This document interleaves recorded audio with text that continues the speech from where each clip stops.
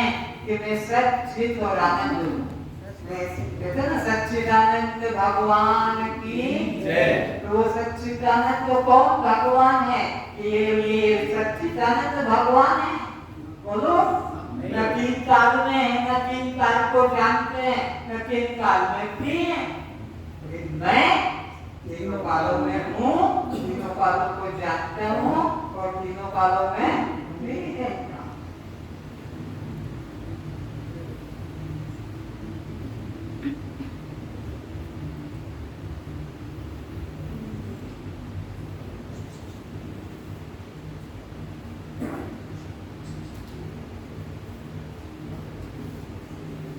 तो तीन काल कौन से हैं, उनकी लिस्ट लिखो पहले, ताकि तुम बोल सकोगे।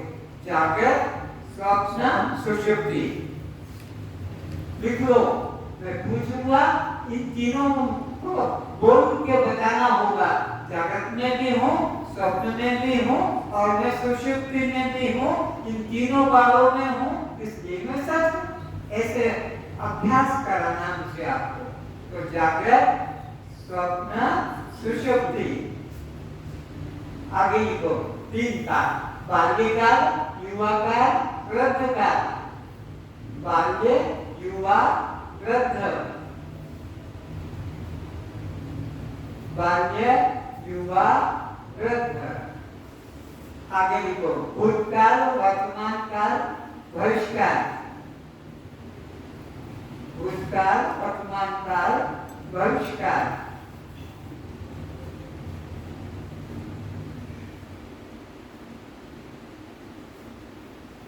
छोड़ना नहीं, यार नहीं पाया हो तो हाथ उठा देना। आप लिखो, प्रातः काल, मध्याह्न काल, संध्या काल। प्रातः काल, मध्याह्न काल, दोपहर जिसको कहते हो, प्रातः, दोपहर, संध्या काल। आगे लिखो, दिन, सप्ताह, महीना। दिन, सप्ताह, महीना।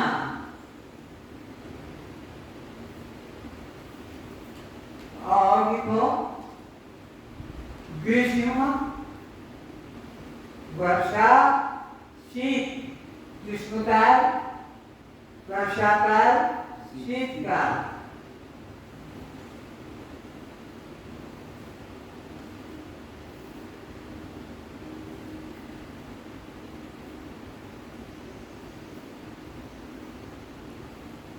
वर्ष, युग,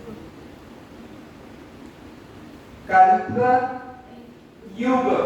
युग, वर्ष, कल्प, युग।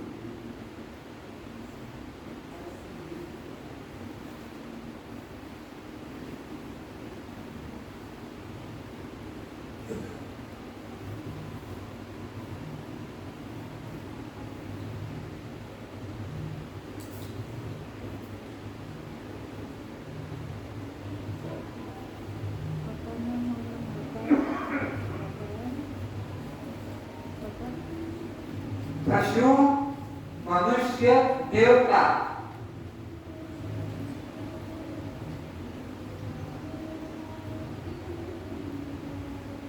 इतने ही काफी। अब इन सब में आपको घूमना होगा, एक एक को की के अंदर बताना है।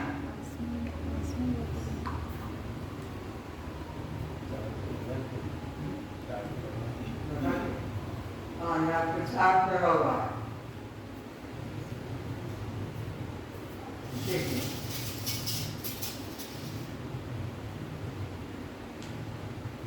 तो शुरू करते हैं। न क्रम से लाइन की लाइन बोलते जाना। तुम तीन काल का सिद्ध करो, बस बैठे बैठे बोलो, कोई तीन काल ले लो। बालकाल हुआ, मैं हूँ करके बोलो। मैं पहले बाल्यावस्था में था नहीं हूँ। मैं बाल्यावस्था में हूँ, युवावस्था में हूँ और वृद्धावस्था में भी नहीं। तीनों अवस्थाओं में होने से मैं सत्य। दृष्टा साक्षी आत्मा सत्य हूँ। सत्य हूँ। समझ में आ गई बात? बिल्कुल। आगे पीछे आगे बोलो। मैं भविष्यकाल में हूँ, वर्तमान में हूँ, भूतकाल में हूँ। इसलिए मैं सत्य हूँ। बोलती जाओ सच हूँ, सत्य हूँ। क्योंकि तीनों कालों में जो सत्ता रहती वो पीछे वाले बोलो। मैं प्रातः काल में हूँ, संध्या काल में भी हूँ। इसलिए सत्य। महीना में मैं ग्रीष्म काल तीनों कालों के नाम बोलो। मैं हूँ इसलिए मैं, और बोलो सबसे जागृत काल स्वप्नावस्था और सुसुप्ति। जितना हूँ करके बोलो ना। मैं जागृत हूँ, स्वप्न हूँ, सुसुप्ति में हूँ। जागृत में भी मैं हूँ, स्वप्न में भी मैं रहता हूँ, सुषुप्ति में भी रहता हूँ, तीनों कालों में मैं रहता हूँ इसलिए मैं सत्य हूँ। और इसी तरह मैं विष्णु हूँ, वर्षा काल में भी हूँ और शीतकाल में भी मैं हूँ। इसलिए मैं सत्य हूँ। तीनों कालों में हूँ इसलिए मैं सत्य। और बोलो। मैं कल्प हूँ, युग हूँ, वर्ष हूँ, हाँ। तीनों कालों में सत्य हूँ। और भी मैं इस पशु काल हूँ। लिखा है। मैं पशु हूँ, मनुष्य हूँ, देवता हूँ। मनुष्य में भी मैं रहता हूँ, मनुष्य में भी रहता हूँ, और मैं देवताओं में भी रहता हूँ इसलिए मैं क्या हूँ? सत्य हूँ। सत्य हूँ। अब ये एक बात हुई क्लियर। तुम्हारे तरफ से किसी ने नहीं बोला। क्यों नहीं बोला? बीच में से भी बोल सकते हो। चलो बोलो देख कर। जागृत में भी हूँ, स्वप्न में भी हूँ, सुसुप्ति में भी हूँ। जागृत, स्वप्न, सुषुप्ति से बोलो। मैं शीत में भी हूँ, वर्षा में भी हूँ, एक एक करके बोलो। वर्षा में हूँ, युग में हूँ, काल में हूँ। इसलिए सत्य हूँ। मैं सत्य हूँ, सत्य हूँ। किस तरह से? तीनों काल में। इन काल में बोलो। वर्ष में भी हूँ, युग में भी हूँ। अरे इन्हीं में से बोलो पहले तो कुछ। बाल्य में।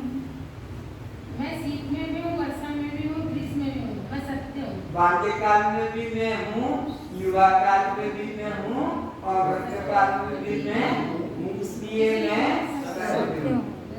आया? तीन काल हो गए ना? और इसी तरह जागृत काल, जागृत में भी हूँ, स्वप्न में भी हूँ, सुसुप्ति में भी हूँ, इसलिए मैं सत्य हूँ। जागृत काल में भी मैं हूँ, स्वप्न काल में भी मैं हूँ, इसलिए सुषुप्ति में भी, इसलिए मैं सत्य हूँ।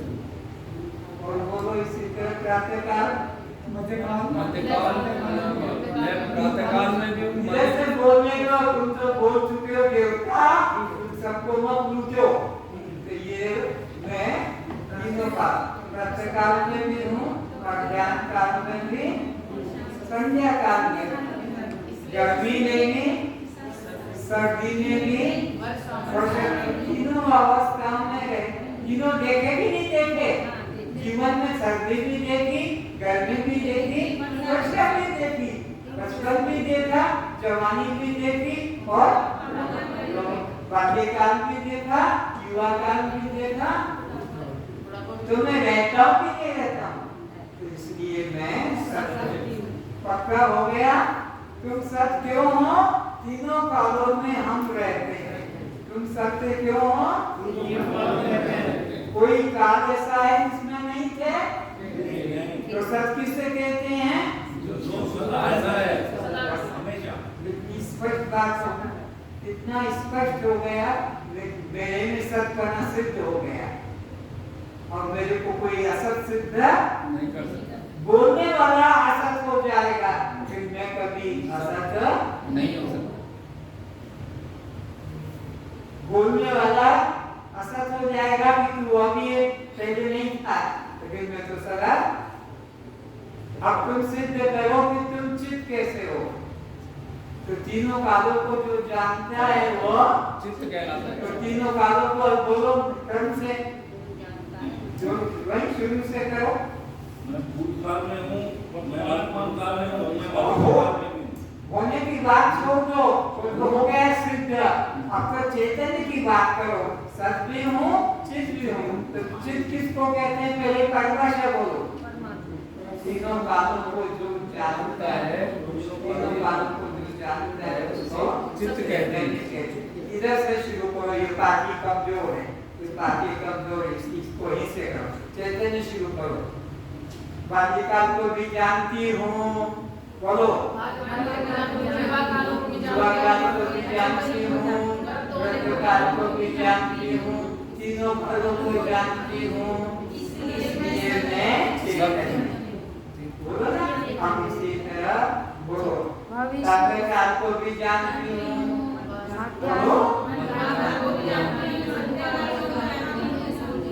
संध्याकाल को भी जानती, इसलिए क्या हूँ? भूतकाल को भी जानती हूँ, वर्तमान काल को भी जानती हूँ और भविष्य काल को भी जानती हूँ, इसलिए मैं चैतन्य हूँ। समझ में आ रहा है ना? अरे राजकुमारी बोलने ही हो, सबके लिए बोलना है, मुख नहीं लेना है, गूंगे मत लेना, बोलते हैं ना। तुम्हारे लिए कितनी मेहनत करना पड़ती है, भूखा प्यासा लेकर जाकर करके क्वेश्चन एक बनाना पड़ता है ताकि तुम सबको ज्ञान हो जाए।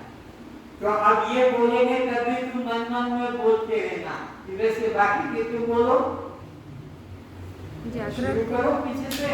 जागृत को जानना। मैं बाल अवस्था में भी हूँ, अवस्था की बात छोड़ दो, काल की बात काल करो। में भी हूँ, युवा काल में भी हूँ, वृद्ध काल में भी हूँ, इसलिए मैं तीनों कालों को जानता हूँ, इसलिए मैं सत्य हूँ, चैतन्य हूँ।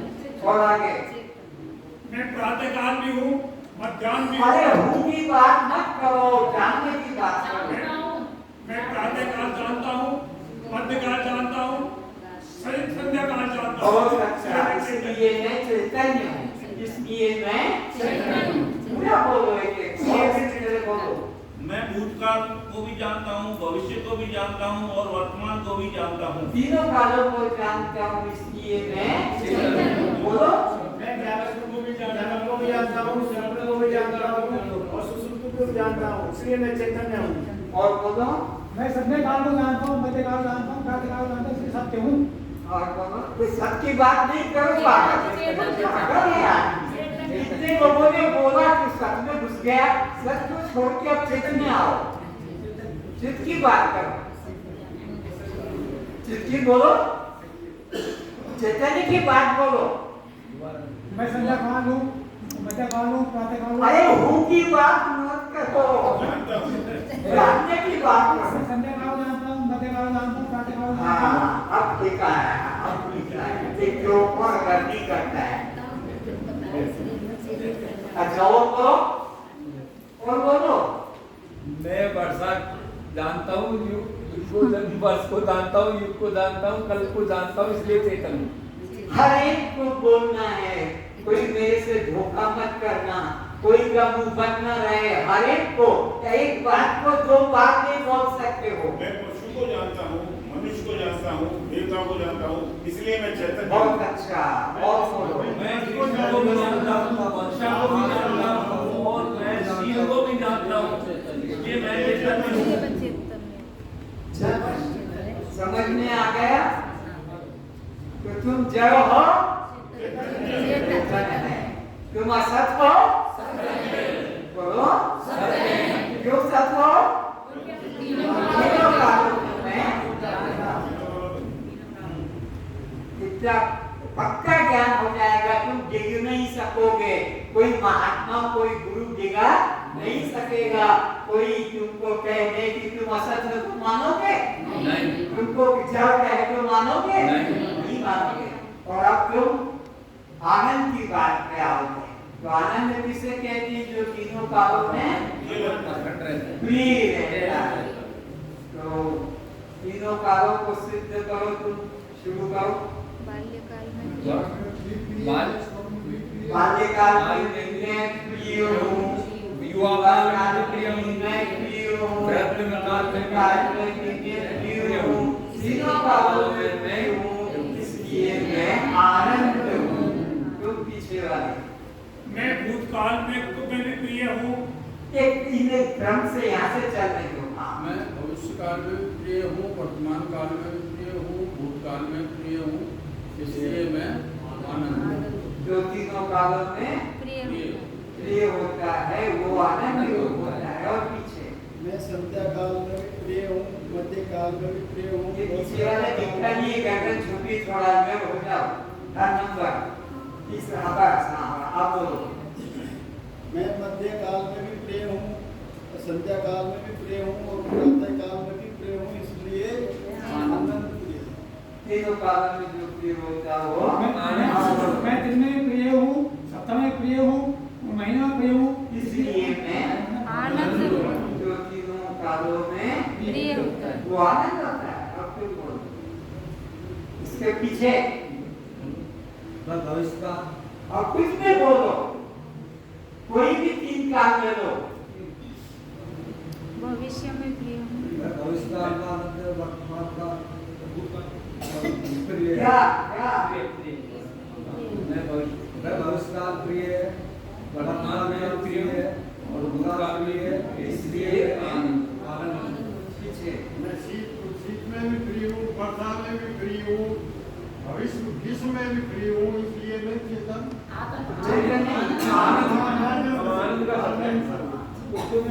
मैं वर्ष में प्रिय हूँ, मैं युग में प्रिय हूँ, मैं कल्प में प्रिय हूँ, इसलिए मैं आनंद हूँ। और एक मुंह पे कपड़ा बांध दिया, डालो इसको हमको, आगे कपड़ा बांध के देखोगे, बोलो। मैं पशु में भी प्रिय हूँ, मनुष्य में भी प्रिय हूँ, देवता में भी प्रिय हूँ, इसलिए मैं आनंद जरूर पाता हूँ। और पीछे वर्षा में भी, कल्प में भी, युग में भी, इसलिए मैं आनंद। एक एक तो बोलना है, कोई खाली नहीं। मैं जागृत में भी प्रिय हूँ, स्वप्न में भी प्रिय हूँ, सुसुप्ति में प्रिय हूँ, इसलिए मैं आनंद हूँ। बहुत अच्छा। मैं ग्रीष्म में भी प्रिय हूँ, वर्षा में कोई भी काल दो बार भी बोल दो तो हरकत नहीं, बोलो। मैं ग्रीष्म में भी प्रिय हूँ, वर्षा में भी प्रिय हूँ और शीत में भी प्रिय हूँ, इसलिए मैं आनंद स्वरूप। हाँ, एक एक तो बोलना है। मैं तीनों कालों में प्रिय हूँ, जागृत काल में प्रिय हूँ, स्वप्न में। अब इधर से शुरू करो, जो बोलना जानते वो तो बोलो। मैं जागृत में भी प्रिय हूँ, स्वप्न में प्रिय हूँ, सुसुप्ति में प्रिय हूँ, इसलिए मैं आनंद। बहुत अच्छा। और बोलो। प्रिय हूँ, वर्तमान में प्रिय हूँ, भूतकाल में प्रिय हूँ, इसलिए मैं आनंद। बहुत अच्छा। और बोलो। कोई भी तीन काल बोल दो, कोई सबके लिए हो। मैं शीत में भी प्रिय हूँ, वर्षा में प्रिय हूँ, मैं सर्दी में भी प्रिय हूँ, इसलिए मैं आनंद हूँ, इसलिए मैं आनंद हूँ। आनंद। और इधर बोलो।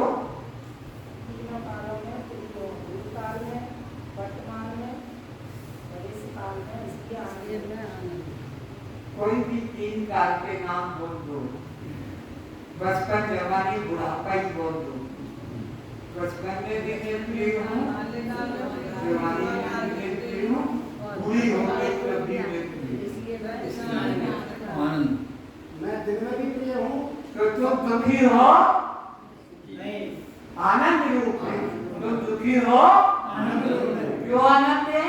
मैं तीनों कालों में, तीनों कालों में प्रिय लगता हो, दुखी कहाँ? तीनों कालों को जो जानता हो वो जड़ कहाँ? तीनों कालों में रहता हो वो असत कहाँ? मैं तीनों कालों में हूँ, इसलिए असत नहीं सत हूँ। तीनों कालों को जानता हूँ तो जड़ नहीं चेतन हूँ। तीनों कालों में मैं प्रिय हूँ, इसलिए दूसरों आनंद। अब अन्वय और व्यतिरेक को समझना, इसी में अन्वय और अन्वय वो जो सब जगह समान हो, व्यतिरेक वो जो एक जगह हो और दूसरी जगह न हो। नोट करो, अन्वय वह सत्ता जो सब जगह समान रहती है।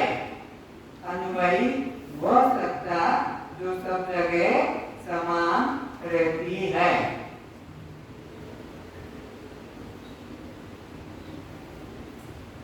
व्यतिरेकी वह सत्ता जो एक जगह हो और दूसरी जगह न रहे।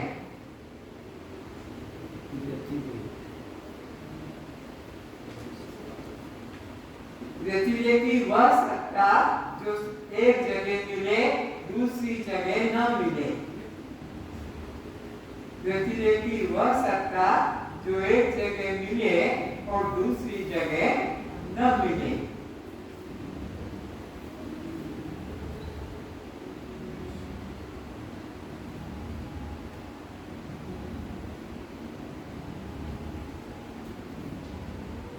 अब कोई भी 3 सप्ताह से शुरू करेंगे। जागृत में भी मैं हूँ, स्वप्न में भी मैं हूँ और सुषुप्ति में भी मैं हूँ, इसलिए मैं सत्य हूँ। ये मेरा अन्वयपना है, लेकिन जागृत मुझ में नहीं है, मुझ में नहीं है, इसलिए वह व्यतिरेक भी है। स्वप्न में भी मैं हूँ, सुषुप्ति में भी मैं हूँ, प्रत्येगात्म में भी मैं हूँ, इसलिए मैं सत्य हूँ, अन्वयपना, लेकिन स्वप्न मुझ में नहीं है, इसलिए व्यतिरेकीपना। व्यतिरेकी कहने जो मेरे में सदा नहीं रहे वो व्यतिरेक है, जो सदा रहे उसको अन्वयी कहते हैं, उसी को सत्य भी कहते हैं। ये शब्द शास्त्रों में है, आपको परिचय करा रहा हूँ। अन्वय शब्द और सत्य में कोई फर्क नहीं है। अन्वय जिसको कहते हैं वही सत्य होता है, और जो कहीं हो और कहीं ना हो उसको मिथ्या कहते हैं। सत्य जो सब जगह रहे, मिथ्या जो कहीं हो और कहीं ना हो।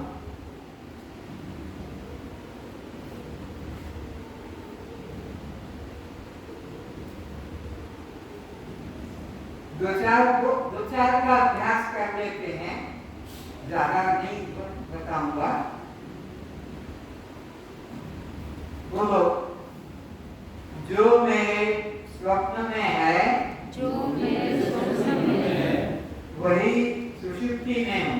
वही सुषुप्ति में हूँ। जो मैं स्वप्न में हूँ, वही मैं सुषुप्ति में हूँ। जो मैं स्वप्न में हूँ, वही सुषुप्ति में हूँ। इसलिए मैं सत्य हूँ। इसलिए मैं सत्य हूँ। स्वप्न मेरे में नहीं है, स्वप्न मेरे में नहीं है, इसलिए असत है। इसलिए असत है। जो मैं प्रातः काल में हूँ, जो मैं प्रातः काल में हूँ, वही मैं मध्याह्न काल में हूँ। वही मैं मध्याह्न काल में हूँ, इसलिए मैं सत्य सत्य हूँ। इसलिए मैं सत्य हूँ। मध्याह्न काल मुझमें नहीं है, इसलिए वह असत असत है।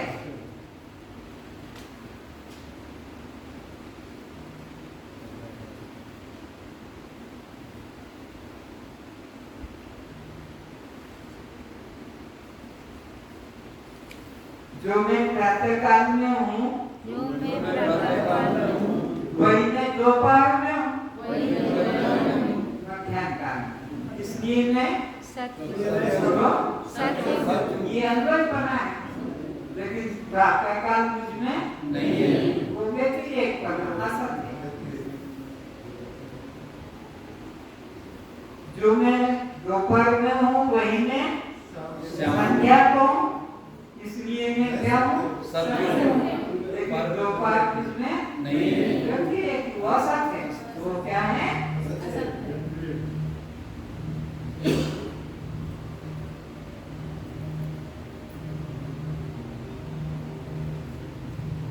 जो मैं संध्या काल में हूँ, जो मैं संध्या काल में हूँ, वही मैं दिन में हूँ, वही मैं दिन में हूँ, इसलिए मैं सत्य हूँ।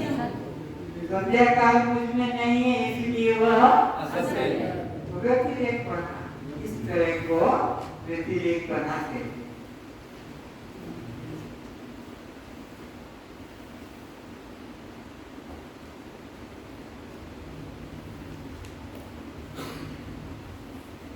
तो अब ये आप भाई बहनों को पता लग गया कि सत्य कौन है और मिथ्या कौन है, चेतन कौन है और जड़ कौन है, दुख कौन है और आनंद कौन है।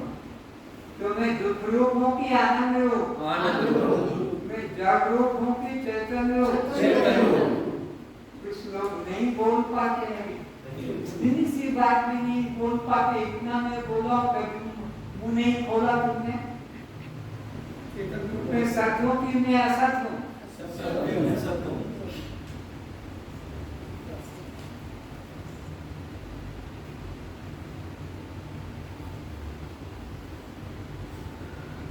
जो मैं प्रश्न बोल रहा हूँ और उत्तर आप देते हैं, वो अच्छा लगे तो नोट भी कर लेना, ताकि तुम आगे भी उसको याद कर सको। इस स्थूल शरीर कितने महाभूतों का है? पंचभूतों का। पंचभूतों का नाम बोलो। आकाश, वायु, और पृथ्वी। इस तरह से ये 5 महाभूत हैं।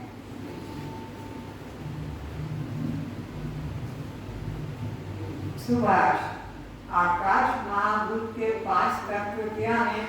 शोक, सब लोग इसी तरह देखिए अपनी कॉपी में। काम, क्रोध, लोभ, मोह, भय। शोक, काम, क्रोध, मोह, भय। कल नहीं लिखा तो आज लिख लो। आकाश तत्व के द्वारा हमारे शरीर में 5 क्रिया हो रही है। आकाश के द्वारा शोक होता है, काम होता है, क्रोध होता है, मोह, लोभ, भय होता है। और वायु के द्वारा 5 तत्व क्या होते हैं? प्रसाद, प्रसारण, धावन, गगन, चलन, अंकुचन। प्रसारण, धावन, गगन, चलन, अंकुचन। ये 5 क्रिया हमारे शरीर में किसकी है? वायु की। लेकिन हम भूल क्या कर रहे थे? उनके पद के धर्म को सदैव मान रखा था कि मैं कर रहा हूँ, मैं चल रहा हूँ, मैं लंबा, मैं बूढ़ा, मैं छोटा। यही पाप पर धर्मों भयावह है। गीता में कहा दूसरे के धर्म को 84 योनियों में भटकना पड़ेगा। तो तेज के द्वारा तुम्हारे शरीर में 5 क्या क्या हो रहे हैं?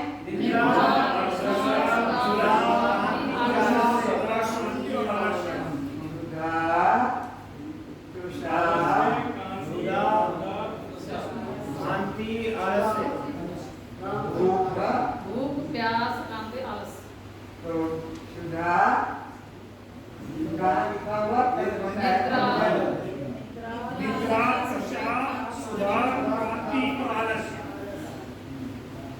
अच्छा, तो जल के द्वारा क्या 5 क्रिया हो रही है?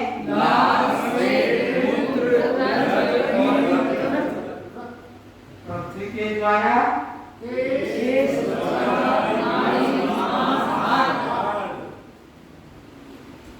अब इन 25 तत्वों का और आपका क्या संबंध है? वो जब भी संबंध की बात आएगी तो दो है, वो दृश्य, मैं दृष्टा। बस इतना। 25 का बोझा उलट चला गया, कुचल दो पैरों के द्वारा। इसमें से 25 में से एक भी मैं नहीं, एक भी मेरा नहीं है। इसके ये 5 के हैं, आकाश के, वायु के, तेज के, जल के, पृथ्वी के। 25 तत्व में नहीं और मेरे नहीं, इसके हैं पंचभूतों के। इनका तुम्हारा क्या संबंध है? कोई संबंध नहीं। वो सब मैं उन सबसे अलग। कहते हैं समाज तेरी घोड़ी, बंदे ने नौकरी छोड़ी। इन 25 से हमारा कोई लेना देना नहीं है। दृश्य और हम क्या हुए? तो दृष्टा को दृश्य कभी छूटा नहीं है।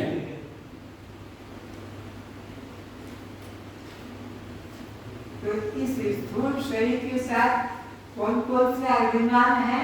7 अभिमान। 7 अभिमान।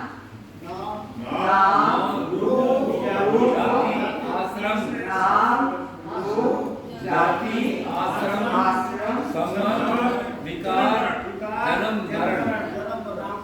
7 चीजें ये तुम्हारे ऊपर थी ना, ये भी उतर गई।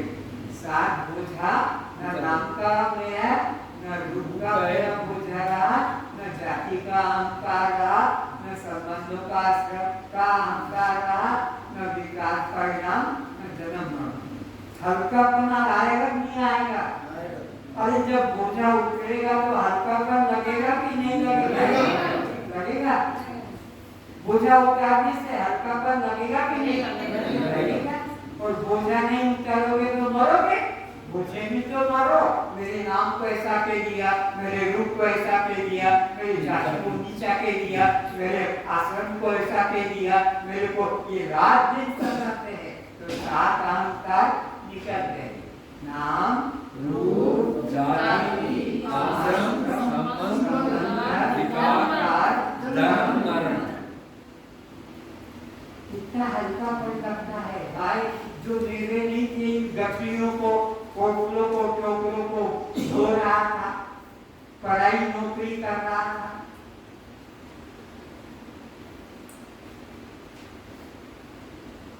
तो इन 84 लाख योनियों के भी भेद बताओ। ये 84 लाख योनियां कैसे कैसे मानी गई है?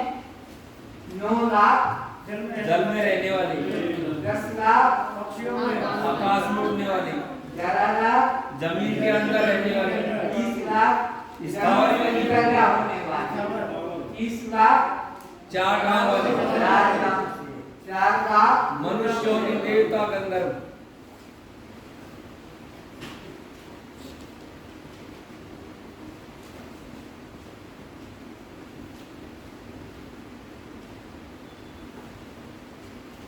ये सार बातें आपको बता रहा हूँ ताकि हल्कापन हो जाए, आपकी बुद्धि में से बोझा हट जाए।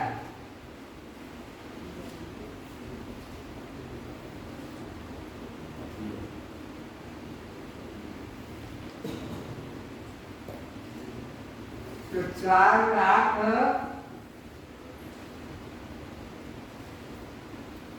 के भेद किसमें है? वो मनुष्य में है। और मनुष्य में भी 2 टांग वाले, 4 टांग वाले तो 30 लाख हैं और 2 टांग वाले 4 लाख हैं। उनमें भी सबसे श्रेष्ठ कौन है? मनुष्य। न रतन सम नहीं कवने देही जीव चराचर, जड़ भी और अचर, जड़ भी चेतन, इन सब में सबसे श्रेष्ठ है। इसको मनुष्य जीवन को अंदर और पशु जीवन में 4 बातें क्या समान है? आहार, निद्रा, लेकिन मनुष्य में क्या ज्यादा है? ज्ञान। और ये ज्ञान नहीं है मनुष्य जीवन में, पशु के समान। पशु के समान। 2 ज्ञान का पशु।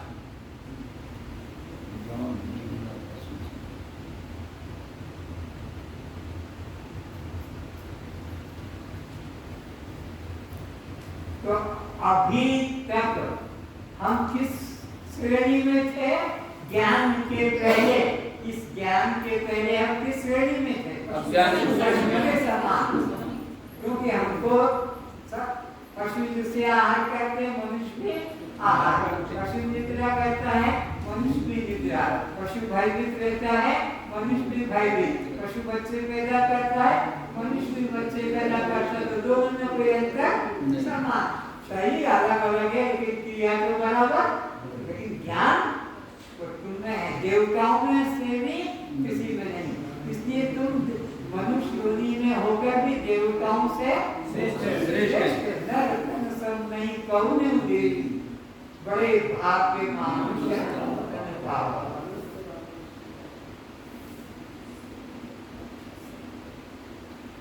तो सूक्ष्म शरीर किसके कहते हैं? जो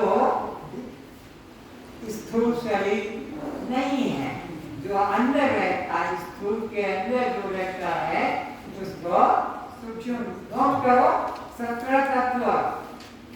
17 तत्व कौन से? सूक्ष्म शरीर के 5 ज्ञानेंद्रिय, 5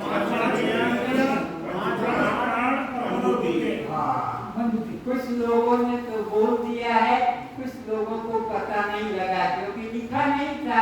लिख लो 5 ज्ञानेंद्रिय, 5 ज्ञानेंद्रिय, 5 प्राण, मन, सब मत बोलो। सूक्ष्म शरीर के 17 तत्व कौन से? 5 ज्ञानेंद्रिय, 5 कर्मेंद्रिय, 5 प्राण और 5 विकार और मन बुद्धि।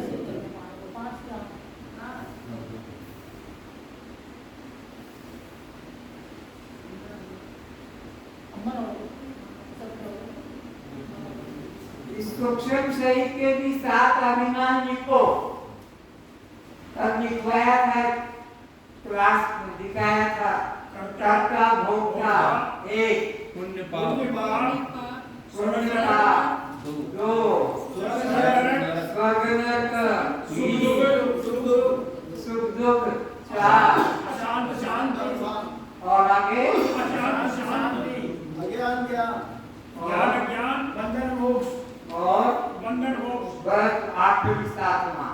फिर से बोलो, कर्ता भर्ता भोक्ता एक बोलो ताकि निकले। कर्ता भर्ता कर्ता भोक्ता पुण्य पाप स्वर्ग नरक सुख दुख शांत शांत ज्ञान अज्ञान बंधन मोक्ष।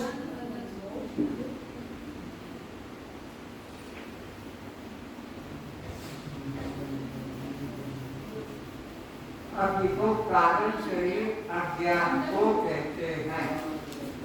तीन शरीर है ना, स्थूल शरीर, सूक्ष्म शरीर और कारण शरीर में क्या है? अज्ञान है। अज्ञान को कारण शरीर कहते हैं। मैं कुछ नहीं जानता, ये अज्ञान कारण शरीर है। मुझे कुछ नहीं पता लगा, अज्ञान कारण शरीर है। मैं रात सुख से सोया, अज्ञान कारण शरीर है। ये अज्ञान कारण शरीर की पहचान। मैं रात सुख से सोया, मुझे कुछ पता नहीं लगा, मैं कुछ भी नहीं जानता रहा। अज्ञान कारण शरीर का नाश ज्ञान के द्वारा होता है। नोट करो, अज्ञान कारण शरीर का नाश केवल आत्मज्ञान के द्वारा होता है।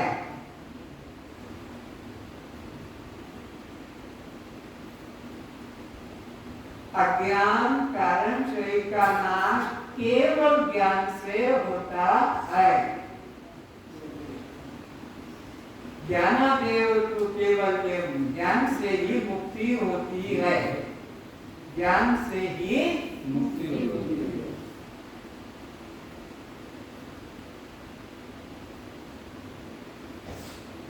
अब देखो, आदि किसे कहते हैं? प्रारंभ को आदि कहते हैं। तो जो आदि होता है उसका अंत होता है। अंत किसे कहते हैं? नाश को। तो तुम्हारा शरीर आदि वाला भी है और अंत वाला भी है। जन्म भी होता है और मरण भी। तो शरीर कौन सा धर्म है? आदि और अंत वाला। अंत, आदि और अंत। लेकिन जीव अनादि है। जीव कब से चला आ रहा है? अनादिकाल अनादिकाल से। कब तक रहेगा? अनंत काल। और ये जीव भाव ब्रह्म भाव में जब मिल जाएगा तो शांत हो जाएगा। जीव अनादि और शांत है। नोट करो, जीव को अनादि अनंत अज्ञान के कारण कहते हैं और जब ज्ञान हो जाता है तो शांत कहते हैं। अनादि शांत। जीव भाव आत्म भाव में लीन हो जाएगा, इसलिए इसको अनादि शांत। तुम्हारे हाथ में छुरी है क्या? हाथ उठाओ, हाथ ऊंचा करो। ये तुम्हारा हाथ ऊंचा करो, तुम्हारा हाथ ऊंचा करो। क्या छुरी है कि घड़ी? कलाए बाल पे क्यों कलावा? क्या है? मोड़ी बाल में के डोरी, मोड़ी मोड़ी मोड़ी कलावा। ये क्या करती है? जरा जवाब दो। ये क्या बनाती है? कुछ नहीं, बाकी है ये इंदौर की माँ भगवान बच्चे गए थे वो ले आए वो बांध। अब ये ज्ञान पाके तो खोलो, वो दुनिया कोई ऊपर से ब्रह्मा नहीं आएगा निकालने को। निकाल के फेंको इसको। जिन्होंने भी डोरा, जिन्होंने भी रस्सी बांध रखी, इतना ऊंचा ज्ञान पाकर भी तो वो मूर्ख है, उनको बुद्धि काम नहीं कर रही है। वो पीछे वाला दिखा रहा कि मेरे दोनों हाथ। जिन्होंने खोल दिया है हाथ उठाओ। धन्य है, धन तुम्हारे चरणों तुमने इतना विवेक का उपयोग कर लिया।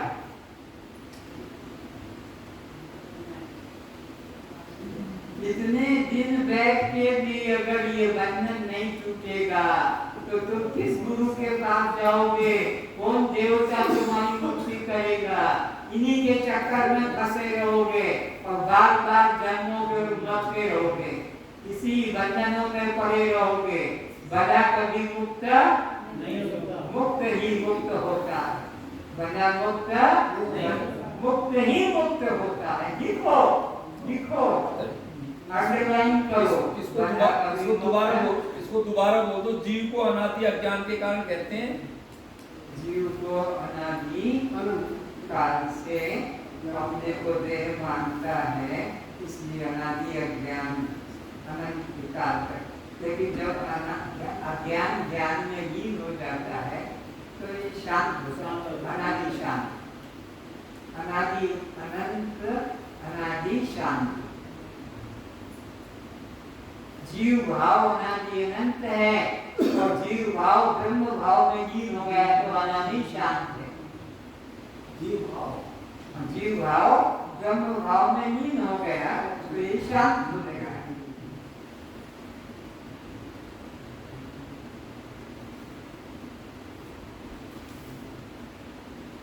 ये लिखा तुमने, बड़ा कभी मुक्त नहीं होता है, मुक्त ही मुक्त होता।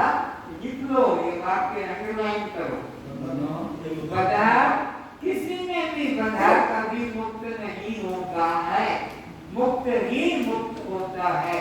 विमुक्तस्य विमुच्यते वेद मंत्र है। लिखो, विमुक्तस्य विमुच्यते, विमुक्तस्य विमुच्यते, विमुक्तस्य विमुच्यते, विमुक्तस्य विमुच्यते। मुक्त ही मुक्त होता है।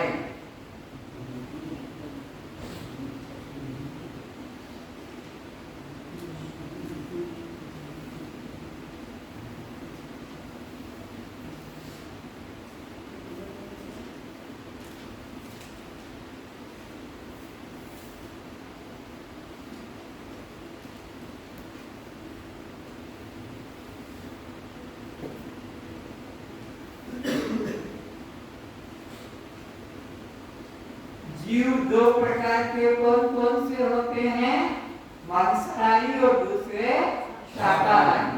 जीव के दो भेद हैं, एक जीव होता है जो मांस खाता है और एक जीव शाकाहारी होता है।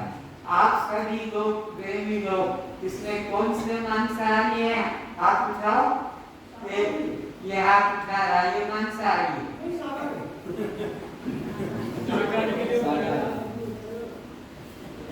शाकाहारी कभी मांस नहीं खाते। जैसी मती वैसी, तो ये जो मांसाहारी अगले जन्म में क्या बनेगा? पशु, कुत्ता, कुत्ता बनेगा।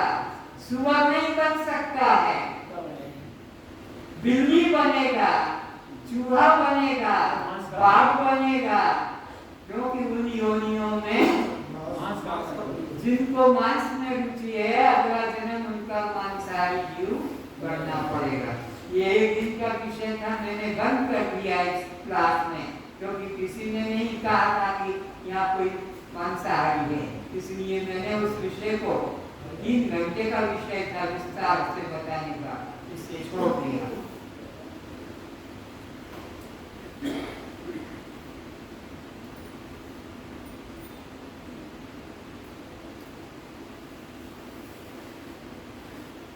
मांसाहारी मनुष्य के हाथ की पूजा भगवान स्वीकार करेगा? नहीं। भगवान के पास जाने का अधिकारी नहीं।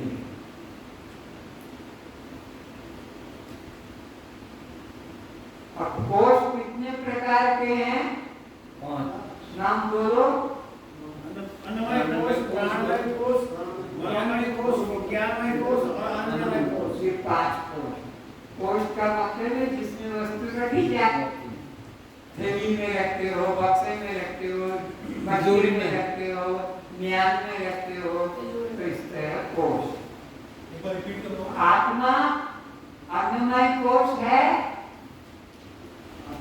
शरीर ज्ञानमय कोश है वो भी नहीं, तो फिर मनोमय कोश है आत्मा नहीं, वो भी नहीं, विज्ञानमय कोश बुद्धि है आत्मा वो भी नहीं, आनंदमय कोश है वो नहीं, वो पंच कोशातीत है, पांचों कोशों से कल की याद आ रही है, एक निकाला, दूसरा निकला, तीसरा निकला, चौथा, पांचवा, फिर लाइट दिखाया था। तो आत्मा कैसा था? ज्योति रूप, वो ज्योति स्वरूप था। पांचों कोश याद है करता? याद आ गया? हाँ ठीक है। तो आत्मा में कौन? पंच कोशातीत आत्मा, पांच कोशों से न अन्नमय कोश हूँ, न मैं प्राणमय कोश हूँ, न मैं मनोमय कोश हूँ, न मैं विज्ञानमय कोश हूँ, न मैं आनंदमय कोश हूँ, पंच कोशों से रहित आनंद घन आत्मा। कैसा हूँ?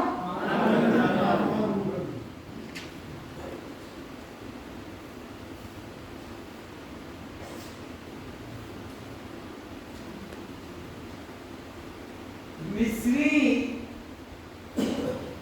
और गुड़ में अंतर समझ लो। मिश्री और गुड़ में मिठाई है, मिश्री और गुड़ तो एक, उसमें भी मिलावट नहीं, लेकिन मिठाई में थोड़ा मैदा, थोड़ा खोआ, थोड़ा बेसन, थोड़ा कुछ मिला के मिठाई बनती है, वो बंधन का कारण। तो आत्मा कैसा है? शुद्ध है, उसमें मन बुद्धि का मिक्सर भी नहीं है। तो आप कब से सोते आ रहे हैं? अनादिकाल से। बोलो। नहीं, अगर ये ज्ञान न पाते तो कब तक सोते रहते? सोते रहे। और ज्ञान पा गए तो आप कब जागे? जिस दिन से बंधन टूट गया, देह का बंधन टूट गया, तो ये हम जाग गए। अब हमको कोई बांध नहीं सकता।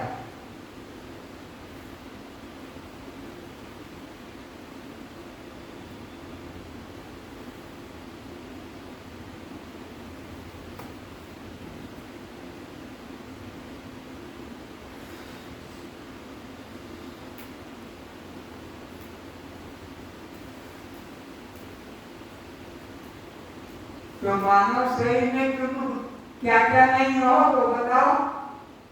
नाम नहीं है, रूप नहीं, रूप नहीं है, अब ये हम नहीं है। नाम हमारा, जाति भी हमारी, संबंधी हमारे, आश्रम भी हमारे, परिणाम विकार भी हमारे। तो जो 7 चीजें तुम्हारे में शरीर में नहीं है उसको पक्का कर लो। तुम्हारे शरीर में 7 चीजें हैं, पर तुम शरीर नहीं हो। तुम शरीर से अलग हो, तुम शरीर से अलग। जिसे कपड़े हैं वो तो बदल देते हैं, कपड़े भी तो बदल देते हैं ना। ऐसे ही अब नाम भी मेरा नहीं, रूप भी मेरा नहीं, जाति भी मेरी नहीं, संबंध भी मेरे नहीं, आश्रम भी मेरा नहीं, जन्म का परिणाम भी मेरा नहीं, और जन्म होने भी मेरा नहीं। अब उन 7 को तुम निकाल के बताओ जो सूक्ष्म शरीर में तुम्हारे में नहीं है, सूक्ष्म शरीर में है, तुम में नहीं है।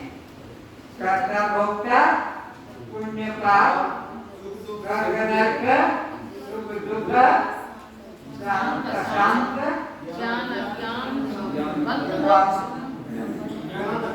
और कौन से बंध मोक्ष। ये 7 चीजें किसमें हैं? सूक्ष्म शरीर। तुम सूक्ष्म शरीर नहीं हो, और कारण शरीर भी तुम नहीं हो। कारण शरीर में क्या? अज्ञान है, और तुम अज्ञान को जानने वाले ज्ञान स्वरूप आत्मा हो। नोट करो, हम अज्ञान नहीं, अज्ञान को जानने वाले ज्ञान स्वरूप आत्मा है। 3 चीजें हट गई, न स्थूल शरीर मेरा, न सूक्ष्म शरीर मेरा, न कारण शरीर, अज्ञान मेरा। मैं तीनों से अलग हूँ।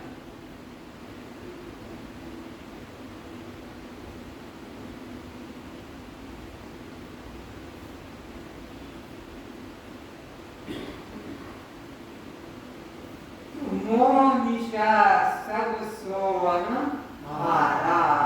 रामायण में क्या कहा? मोह निशा, मोह रूपी रात्रि में, अज्ञान रूपी रात्रि में सब सो रहे हैं।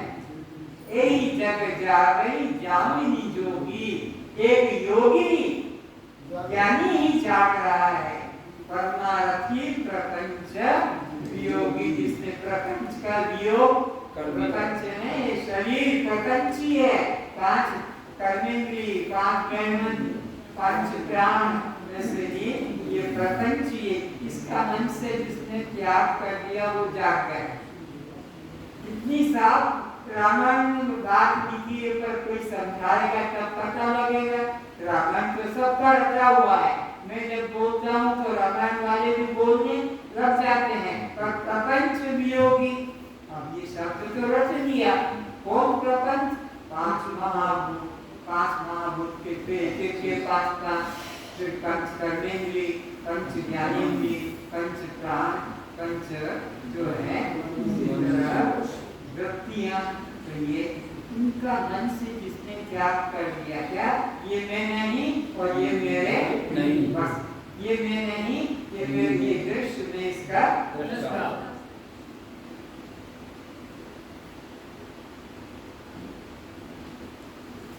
तो कौन जीव जागा माना जाएगा?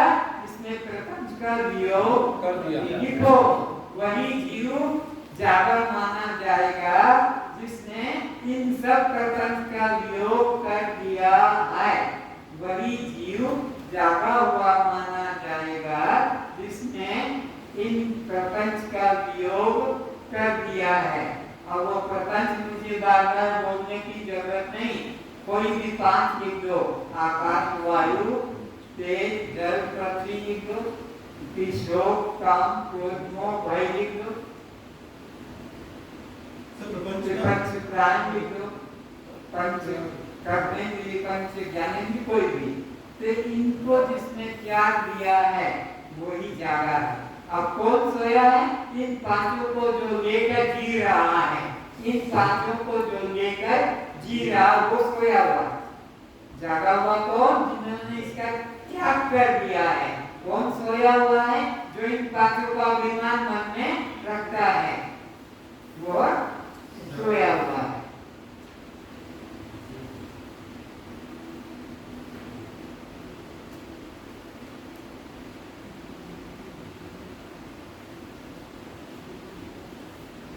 तो कौन जीव परमार्थी है? जिसने प्रपंच का वियोग कर दिया। परमार्थी प्रपंच वियोगी, जिसने प्रपंच का वियोग कर दिया है, बस वही जागा हुआ है। छोड़ दिया मन से, अपना अहंकार छोड़ दिया। अब यहाँ जितने बैठे हैं, 4 आश्रम हैं, ब्रह्मचारी, गृहस्थी, वानप्रस्थी, सन्यासी। अब मैं आपसे पूछता हूँ, कस्त्वम तो तुम्हारा असली रूप क्या बताया? दृष्टा साक्षी आत्मा। अब मैं पूछता हूँ, जो तुमने ब्रह्मचारी हाथ उठाओ, ब्रह्मचारी तो हाथ उठा रहा, वो बैठी पीछे मारेगी चक्कर, वो हाथ उठाने जा रहा, शरीर से आत्मा से तो अलग। ब्रह्मचारी में नहीं हो। कोई गृहस्थी रे हाथ उठाओ, पत्नी वाले, ना मेरी कोई पत्नी, ना मेरा कोई पति, गृहस्थी भी नहीं, ब्रह्मचारी तो ना वानप्रस्थी और ना मैं सन्यासी। चारों आश्रम का भूत उतार दो, चारों आश्रम का भूत उतार दो। बड़ा घमंड है लोगों को, मैं ब्रह्मचारी, मैं ब्रह्मचारी, मैं वानप्रस्थी। अरे तुम चारों से चिदानंद रूप शिवोहम, शिवोहम चिदानंद मेरा एक ही रूप है। कौन सा? लिख लो, चारों आश्रम से रहित मैं, चारों आश्रम से रहित लिखो, मैं चारों आश्रम से रहित। 4 आश्रम का नाम तो सब जानते हो, 4 तो लिखो। तो मैं चारों आश्रम से रहित चिदानंद रूप, चिदानंद रूप शिवोहम, शिवोहम चिदानंद रूप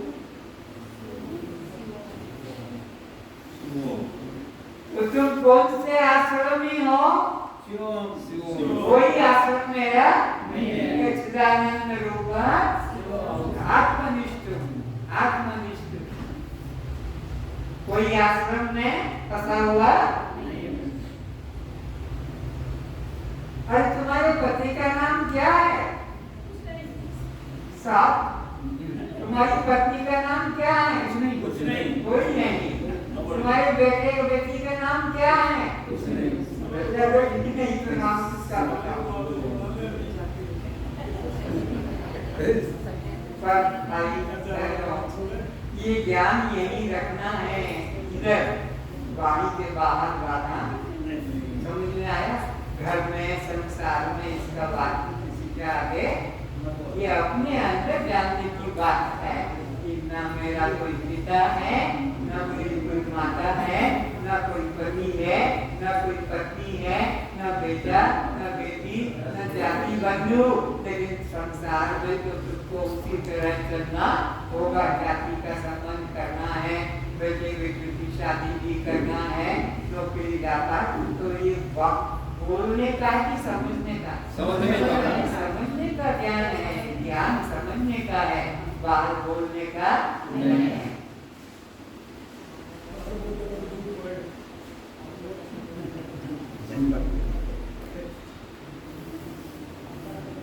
तो आपने कौन सदवा है, कौन विधवा है? न कोई सदवा,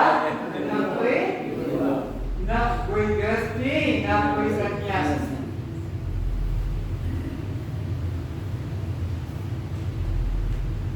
तो आपके पति प्यार करते हैं कि क्रोध करते हैं?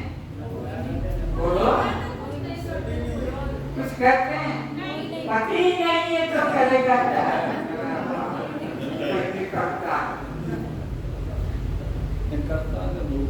तो आपकी पत्नी प्यार करती है कि क्रोध करती है? बोलो, पत्नी नहीं है तो कौन प्यार करेगा और क्रोध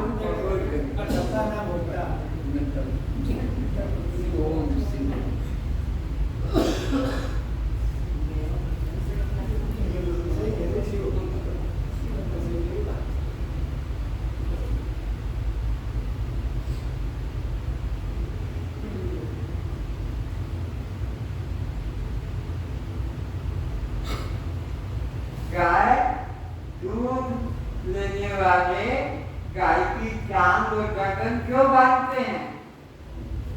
दूध निकालने के लिए। क्योंकि वो दूध तुम्हारा लेना अधिकार नहीं है। ये टांग बांधते तो टांग मारेगी, सींग मारेगी तुमको। लेकिन तुम गाय का दूध लेने वाले गाय की गर्दन को भी रस्सी से बांध देते हो और टांगों को भी ऐसे त्रास में बांधते हो ताकि वो मार न सके, निकाल। तो ये दूध हमारा भोजन है कि बछड़े का? बछड़े का। कुटिया का दूध हमारा है कि बच्चों का? बिल्ली के दूध हमारा है कि बच्चों का? गधी का दूध हमारा है कि इसके बच्चे के लिए? बोलो, गधी का, घोड़ी का, सुअर का, हथनी का, कुटिया का दूध बच्चों के लिए होता है। जिनके जो बच्चे हैं, मनुष्य का उस पे अधिकार, तुम्हारे बच्चों का तुम्हारे पे अधिकार है। लेकिन तुम अपना भी पीते हो, पशु का भी पीते हो, बकरी का भी पी जाते हो, तो यहाँ तक कि और भैंस का भी पी जाते हो, और यहाँ तक कि ऊँटनी का भी पी जाते हो। और तुम्हें कोई कुतिया का गुण ज्यादा बता दे तो तुम कुतिया का भी दूध पीने लग जाओगे। ज्यादा गुण बता दिए कि ये बीमारी कट जाएगी, ये बीमारी कट जाएगी, तो कुतिया का भी, सुअरनी का भी दूध दिया होगा। ऐसे करके ये तुम्हारी, मेरे को आदत मालूम है कि जहाँ लोग दिखा बस भक्त गरम हो जाते। गुरुदेव, पशुओं का दूध पी के ही पशुता आ गई मनुष्य में। पशुओं का दूध पी के ही पशुता आ गई। देखो कितनी बढ़िया बात सुभाष ने, ये सबसे बढ़िया बात कह दिया, सबसे बढ़िया बात सुभाष ने कह दिया लाखों में एक बार कि पशुता का दूध पीने से मनुष्य पशु की तरह हो गया। मेरे को कलम दे दो, मैं लिख लेता हूँ। आज से छोड़ेंगे सुभाष भाई साहब, है ना, छोड़ती भाई सीट मिल गई सुभाष जी, हाँ जी। आपको सीट मिल गई अरे ज्ञान तो प्रसार हो गया, 5-7 दिन ज्ञान तो आ ही गई, ज्ञान है तो आगे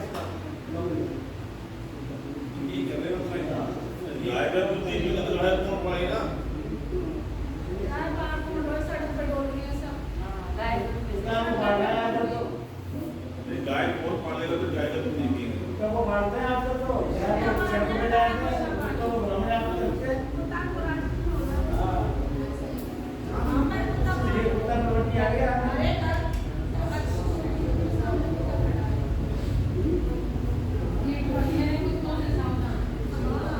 मारवाड़ के अंदर जो यात्री हैं वो ऊँटनी का दूध पीते हैं, और ऊँटनी का दूध का इतना है कि थोड़ी देर रख दो तो कीड़े पड़ जाएंगे। कीड़े पड़ जाएंगे। राजस्थान के लोगों ने बताया और इस प्रमाण से बात ले रहा है कि बात सच है। वो उपलब्ध ना है, वो जो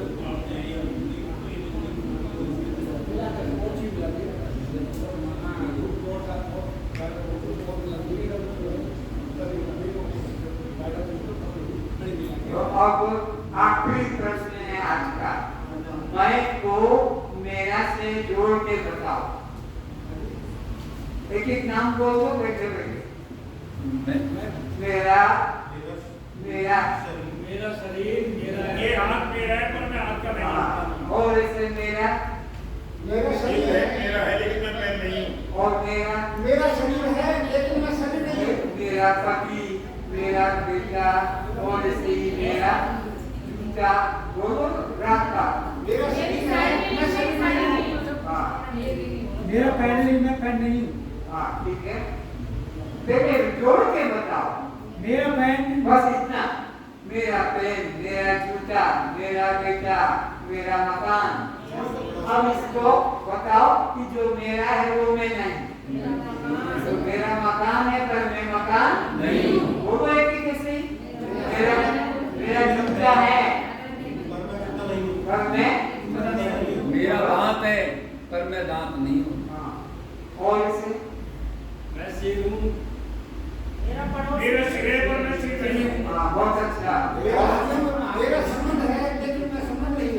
मेरा कोट है पर मैं कोट नहीं।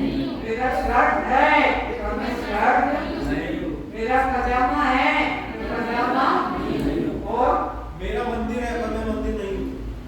मेरा पड़ोस, ये हाथ मेरा है लेकिन मैं हाथ नहीं हूँ। हाँ ठीक है। अब इसे मेरी करके बताओ। मेरी घड़ी, मेरी साड़ी है, मेरी घड़ी। मेरी साड़ी है, मेरी साड़ी में नहीं हूँ। हाँ मेरी साड़ी है पर मैं शर्ट नहीं हूँ। मेरी चोटी है पर मैं छोटी नहीं हूँ। और मेरी साइकिल है पर मैं साइकिल नहीं हूँ। हाँ और मेरी आँख पर मैं आँख नहीं हूँ। नहीं। मेरी नाक, लेकिन मेरी नाक मैं नाक नहीं हूँ। मेरी जंजीर लेकिन मैं जंजीर नहीं हूँ। ये सारे वेद के उत्साह है। सारा वेद, 4 वेद, 8 पुराण और एक उपनिषद का सार कि जो मेरा है वो मैं कभी नहीं हो सकता। मैं ऐसा लगता। लेकिन आज तक यही भूल हो रही थी कि मेरा को मैं मान लिया, मेरी को मैं मान लिया, मेरे को मैं मान लिया। अब क्या ज्ञान आ गया कि जो जो मेरा है वो मैं, जो जो मेरी है वो मैं, जो जो मेरे है वो मैं। नहीं हो सकता। तत्वं जट्टा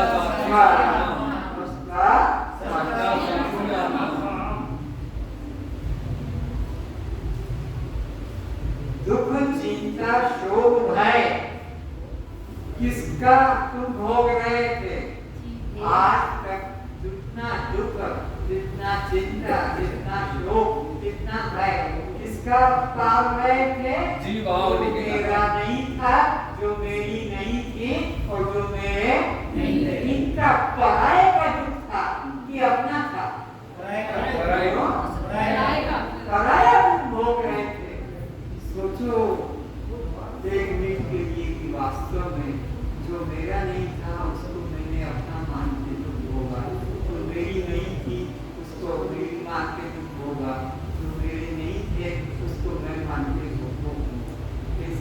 ये ज्ञान ना आता तो अनंत जन्म तक ऐसे ही भटकते रहते पराये के पीछे।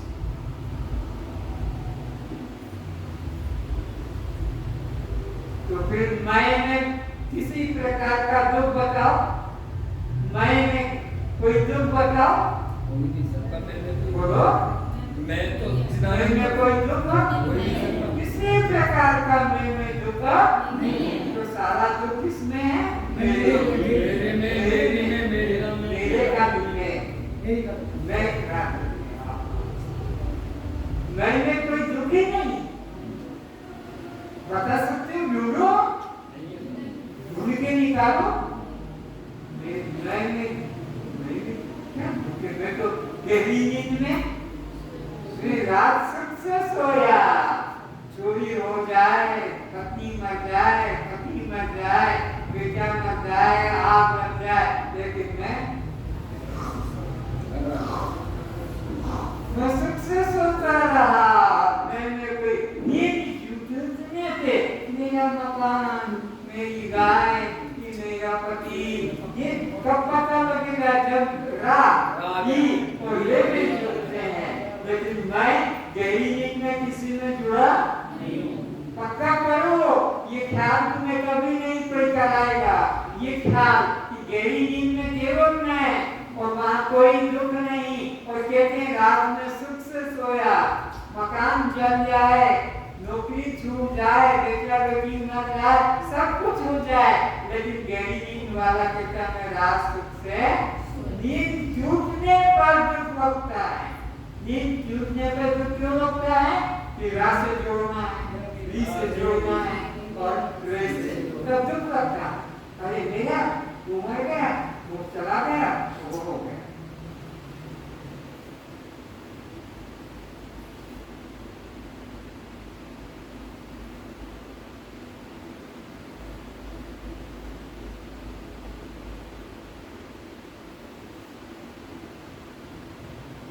तो जीव किन झूठे सात अहंकारों से दुखी होता है? नाम, रूप, जाति, आश्रम, संबंध, जन्म, मरण, सूक्ष्म शरीर के झूठे अहंकार, कर्ता, भोक्ता, पुण्य पाप, स्वर्ग नरक, ये झूठे अहंकार है। जीव के मेरे नहीं, इन सातों से अलग दृष्टा, साक्षी, आत्मा।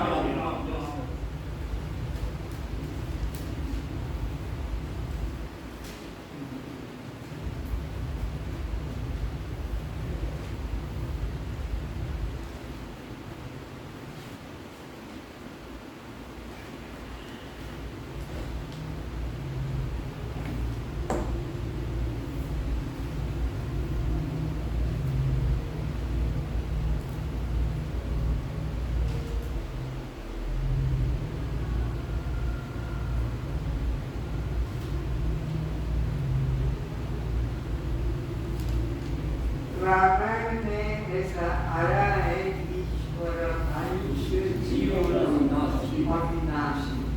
क्या क्या है? चेतन, अमल। पहले तो अविनाशी के लिए अविनाशी में सत, इसका कभी नाश नहीं। चेतन, अमल, सहज सुख, सहज सुख। पर सो माया वश बंधु नाम रूप माया इसमें घुस गया, इसलिए दुख पाता है।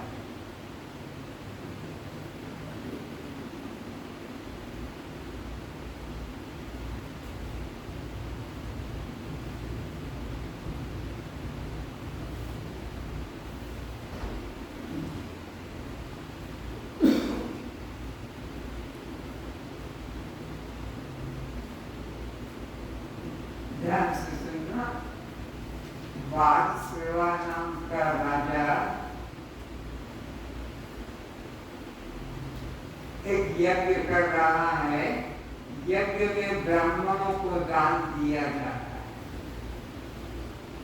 बहुत उस उस समय दो धन को बड़ा धन माना जाता था। ये सोना चांदी तब नहीं मूल्यवान थे इनको। तो उनका जो लड़का था वो पास में बैठा था और बाप कहता था इस आश्रम से बुरी गायों को इधर कर दो, कर दिया। इस आश्रम से लंगड़ी गायों को निकाल के इधर रख दो, इस आश्रम से बाकी गायों को निकाल कर इधर रख दो, इस आश्रम से जो बच्चे नहीं देती है उस गाय को अलग कर दो। लड़का सोचता है मेरा बाप कितना दयालु, कितना बुद्धिमान है कि ब्राह्मणों को दान देना है तो गाय कौन कौन सी रखना है, अच्छी अच्छी गायों को दान देना चाहिए। जब वो काम खत्म हो गया, सब बूढ़ी बांझी विकलांग गायों को अलग कर दिया। अब ब्राह्मणों को बुलाया कि आ जाए, गायों का दान शुरू हो रहा है। तो ब्राह्मण द्वार पे खड़ा है। वो जो बालियन गाय है वो इस ब्राह्मण को दे दो। लड़के ने पिताजी ये आप क्या कर रहे हैं? दान को नोट करो, प्रिय और श्रेष्ठ वस्तु का होता है। नोट करो सभी लोग, दान प्रिय और श्रेष्ठ वस्तु का, उपयोगी वस्तु का दिया जाता है। वो फल जाता है दान प्रिय और उपयोगी श्रेष्ठ वस्तु का।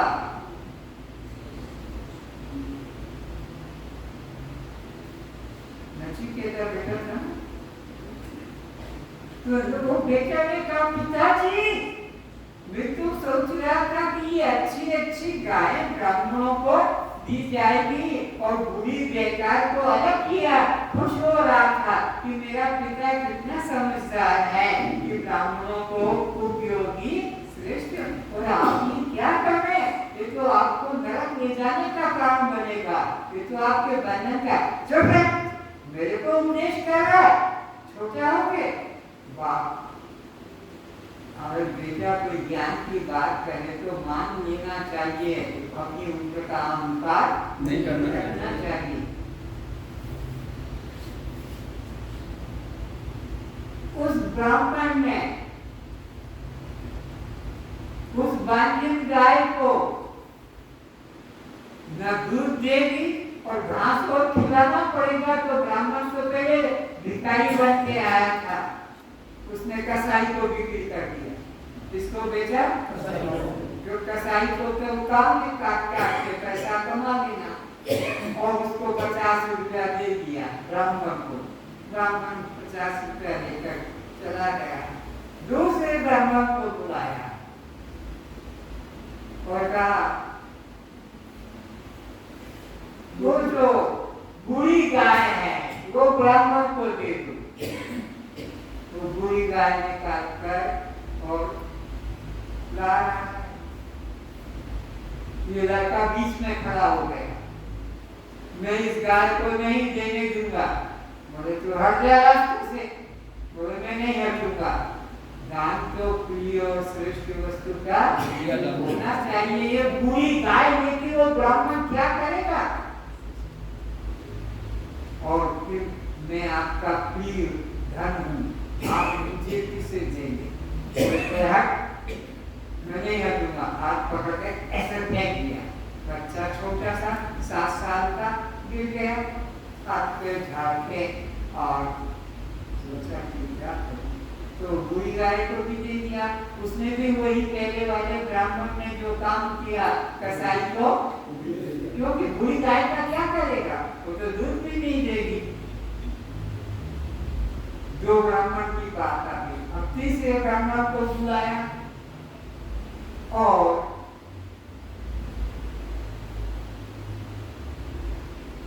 अरे अभी तक इसको गाय दान क्यों नहीं किया? वो जो विकलांग गाय है। बोले महाराज गाय निकाले कैसे? दो आश्रम से गौशाला में आपके पुत्र डर गए हैं जानते हैं। दरवाजे पर, गौशाला के दरवाजे पर आपके पुत्र जो हैं लेटे हुए हैं। हम गाय कैसे निकालें?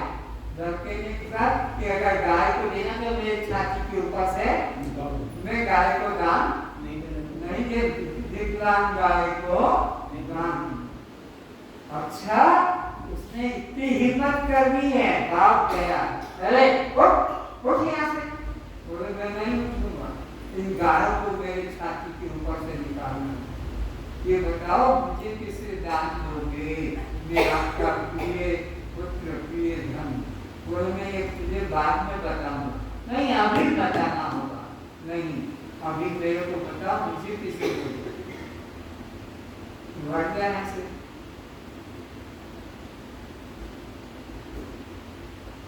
नहीं हटेगा, नहीं हटेगा, नहीं हटूंगा तो सुन ले। अब बाप गुस्से में कहते मैं तुझे मौत को दे, जस करा मर जा। कभी कभी बोलते ना गुस्से में, वह उड़ गया वो और बाप के चरणों में प्रणाम किया।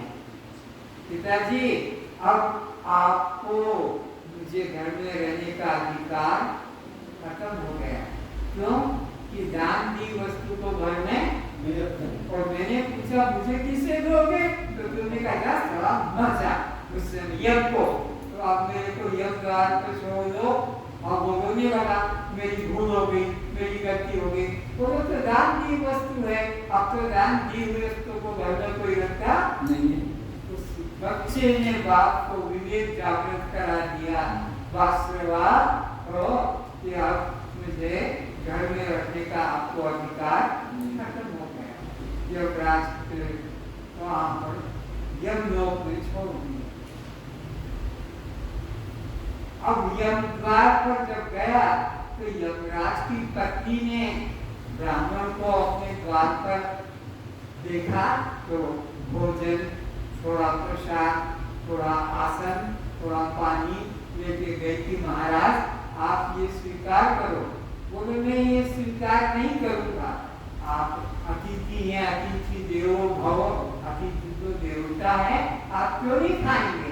बोले मेरे पिता ने मेरे को यमराज को दान दिया, तो यमराज जो आज्ञा करेगा वो मैं करूंगा, मैं आपके अधीन नहीं।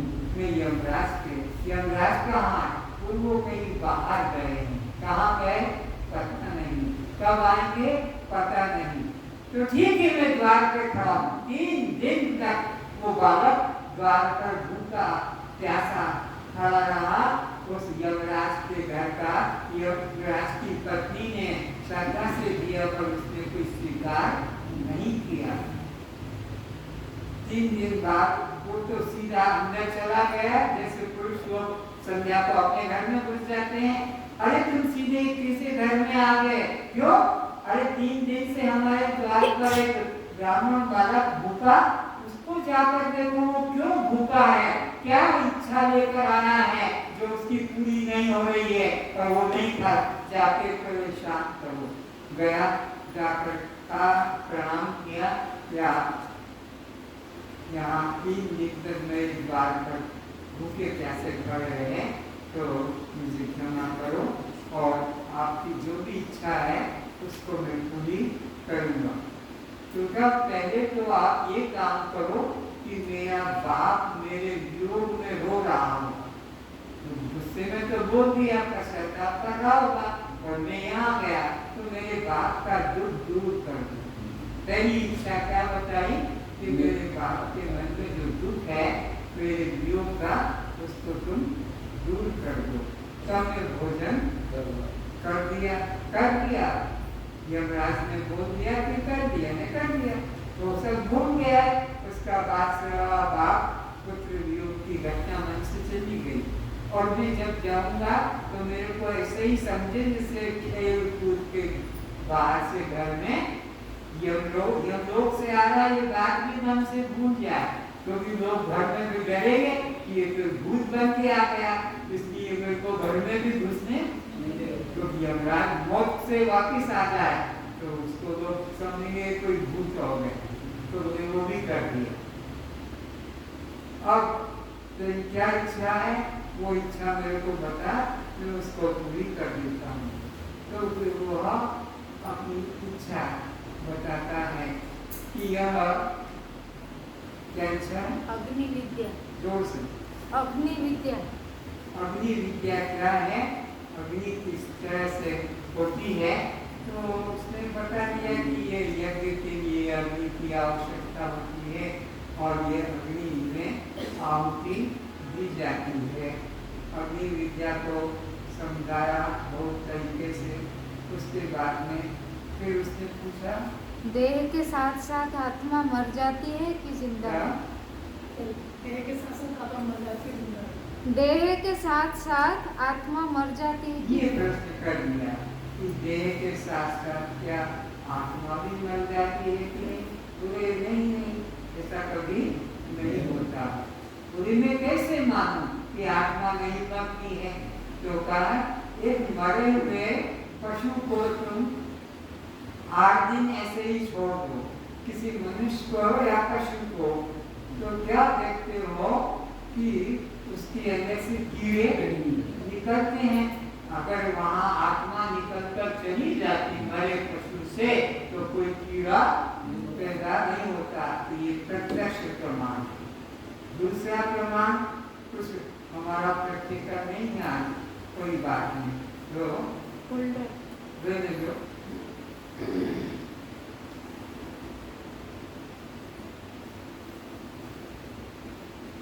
तो एक मुख्य प्रमाण मिल गया कि अगर उसमें से आत्मा निकल कर चली जाती तो फिर कीड़ा पैदा नहीं होता। इस तरह से उसको इसका बोध करा दिया।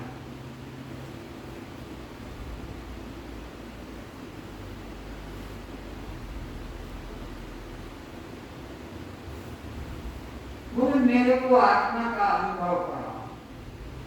पूरे आत्मा तो राज्य ले ले, हाथी घोड़े ले ले, महल ले ले, ये बात छोड़ दे। तू बच्चा क्या करेगा? तू ये हाथी घोड़े खेल खिलौने में ले ले, रिमोट कंट्रोल के खिलौने, अपने आप बटन दबाओ तो चलने लगेंगे, झूठने लगेंगे, बोलने लगेंगे। बोले मेरे को बच्चा समझ के ठगो मत। हाँ, मैं ये खिलौनों से खुश नहीं रहूंगा। और तू राज्य में ले, मेरे को राज क्या करना? अरे मैं तेरे को स्वर्ग भेज सकता हूँ, उन्होंने भी स्वर्ग में नहीं जाना है। देखो नहीं, मेरे को नहीं जाना है। मेरे को तो ये आत्मा का अनुभव है।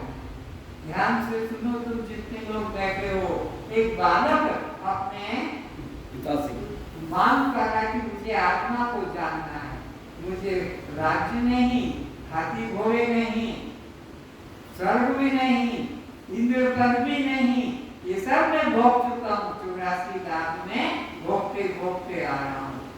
मेरे को तो आत्मा का अनुभव कराओ। तो वो आत्मा का अनुभव कराने के लिए उसको भय दिखा रहे। और ये बड़ा कठिन विषय है।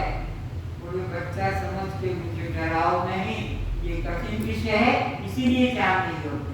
सरल तो सभी को मिल जाता है, कठिन है यही जानने योग्य है। राजनीति बड़ा कठिन है थोड़ा। और ये विषय देवताओं को भी दुर्लभ है, भय बता रहा है देवताओं को। तो आपको ये तो मालूम है कि देवता इसको नहीं जानते, लेकिन तो तुम जैसा जानकार मुझे मिल गया तो फिर मुझे क्या चिंता है? देवता नहीं जानते, इनकी मंद बुद्धि है, और आप जानकार हो तो आप मुझे जना। आखिरकार वो चरणों में गिर गया और उसने उसको आत्मा का अनुभव कराया कि यह जो चेतन तत्व अंदर है, सब घटनाओं को जानने वाला, इन शरीर को, इन हमारे अंदर जो है स्थूल शरीर, सूक्ष्म शरीर, कारण तीन अवस्था, जागृत अवस्था, स्वप्न अवस्था, सुषुप्ति अवस्था। भूतकाल, वर्तमान काल, भविष्य काल, इन सब को जो जानने वाला है वो चेतन आत्मा है और वह तुम है। इस तरह से उसको बोध कराया।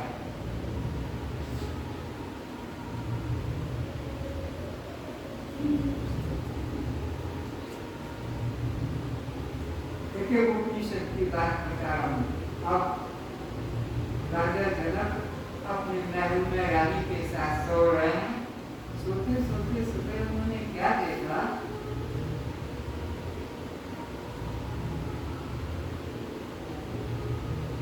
कोई भयानक दृश्य दिखाई पड़ा।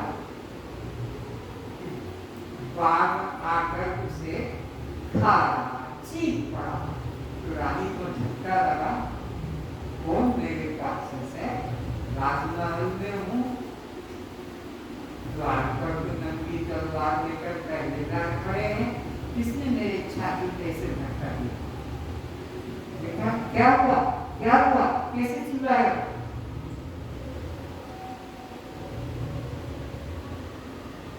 सब्जी में भीख मांग रहा राजा होकर, उसको लगा तो राजमा है, रानी टेबल के पर निशान काजू किस्म का रात लड्डू गया तो मैं अभी भीख मांग रहा था।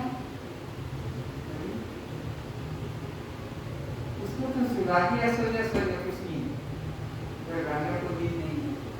रात भर सोचता रहा। सुबह मंत्री से कहा कि राजा जनक के मन में प्रश्न है, जो उत्तर दे देगा उसको राज्य दे दूं। समय ले लिया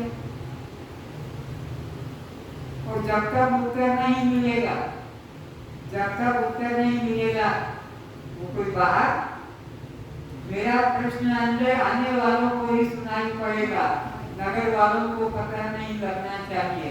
तो जो प्रश्न का उत्तर देने आएंगे वह अपना अंदर रहेंगे, उत्तर दे देंगे तो राज मिलेगा, उत्तर नहीं देंगे तो वो अंदर रहेंगे जब तक उत्तर नहीं मिलेगा। समझ में आ गया? घोषणा कर, सामने खड़ा हुआ ब्राह्मण प्रश्न करिए, तो ध्यान से सुनो। राजा कहता है यह सत्य थी वो सत्य, न गर्दन हिलाता इधर उधर, न हाथ का इशारा ऊपर नीचे, बस सीधा। राजा ऐसे ही खड़ा हो जाता जब मूर्ति की तरह। ब्राह्मण सामने खड़ा है, ये प्रश्न कीजिए, हम उत्तर देंगे। यह सत्य है कि वो सत्य। और वो जो उत्तर देते थे राजा उसको स्वीकार नहीं करता था। बैठो बैठो।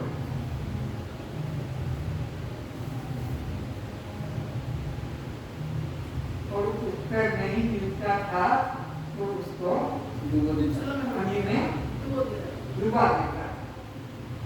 वहाँ जो आचार्य था उसके अंदर, राजा के अंदर धर्म सभा का जो आचार्य, उसके पिता ने एक यज्ञ किया था। उस यज्ञ में ब्राह्मणों की जरूरत थी। तो ब्राह्मण जब लोग पाताल लोक में कहाँ से आएंगे? पाताल लोक में भेजने के लिए समुद्र में डुबो देता था। तो वो लोग ब्राह्मण लोग जो प्रश्न का उत्तर नहीं दे पाते थे उसको डुबो देता था। समझ में आया? राजा प्रश्न करता, ब्राह्मण खड़े होते, उत्तर जो देते ब्राह्मण, राजा को वो स्वीकार नहीं तो उसे डुबो देते थे। ऐसे करते करते करते ये बात फैल गई।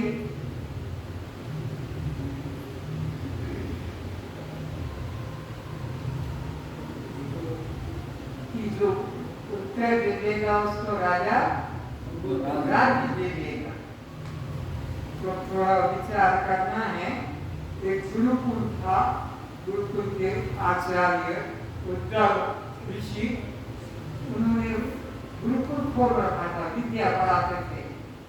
तो उसने कौरव नाम का ब्राह्मण भी विद्या दे रहा था और खुद उद्यालक की लड़की भी उसने सुजाता, उसका नाम था सुजाता, वो भी पढ़ रही थी। दोनों बहुत अच्छे योग्य विद्यार्थी थे। तो कोई फीस नहीं दी जाती थी। आखिरी में शिष्य गुरु के पास जाता था, जब कोर्स पूरा होता था उनका, तब जाकर कहता, गुरुदेव आपने जो विद्या पढ़ाई में इसके बदले में आपको क्या? तो गुरु जो कहता था वो शिष्य वो करते थे कि भाई मेरे को गाय दे देना, कि मेरे को मकान दे देना, कि मेरे को जमीन, कुछ भी।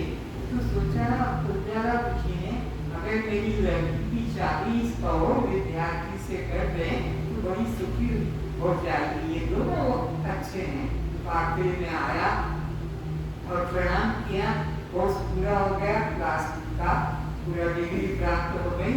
तो कहा कि मैं आपको क्या दक्षिणा दूं, आपने विद्या?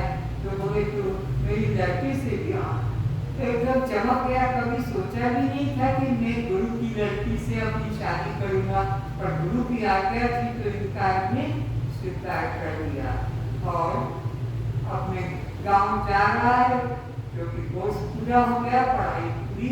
सुजाता को तैयार किया और घर से कुछ खाने का सामान ले लिया, क्योंकि गांव जा रहे हैं, वहां जाकर माँ बाप मर चुके थे तो कहो के पुराना टूटा फूटा मकान था, झाड़ पोंछ के साफ किया, खाया और सोचा क्या करना चाहिए, नौकरी करना, शादी पूरी, गुरु आज्ञा से तो अब नौकरी करो, दुकान करें, कोई व्यापार करें। ये निश्चय आया कि ये सब संसार में बांधने वाले कर्म हैं।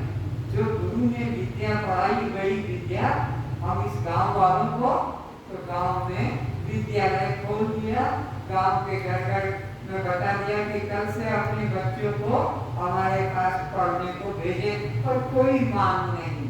तो गांव वाले ने अपने बच्चों को पढ़ने को भेजते गए और गांव वालों ने सोचा ये पैसा तो नहीं होता, देता नहीं है, तो किसी ने आटा दिया, किसी ने बेसन दिया, किसी ने घी दिया, किसी ने तेल दिया, किसी ने लकड़ी दी, किसी ने कर्जा दिया, उनका काम चल गया।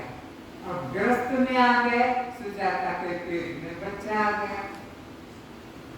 तो सुजाता ने एक दिन अपने पति से कहा कि अब हमारे घर कोई एक अतिथि आने वाला है, तो इतने से तो गांव वालों के द्वारा हमारा काम चल गया, कुछ और धन संग्रह करने की जरूरत है। तो राजा जनक की सभा में जाओ, वो पंडितों को धन देता है विद्या ज्ञान देकर। तो ध्यान नहीं दिया पत्नी की बात पर। ये 5वें महीने की बात है, 7 महीना हो गया। तो एक दिन कहा कि तुमने मेरी बात पर ध्यान नहीं दिया है, कुछ धन और कमाने की जरूरत है, तुम राजा जनक की सभा में जाओ, वो पंडितों को विद्वानों को धन देता है जो मांग सुनिए।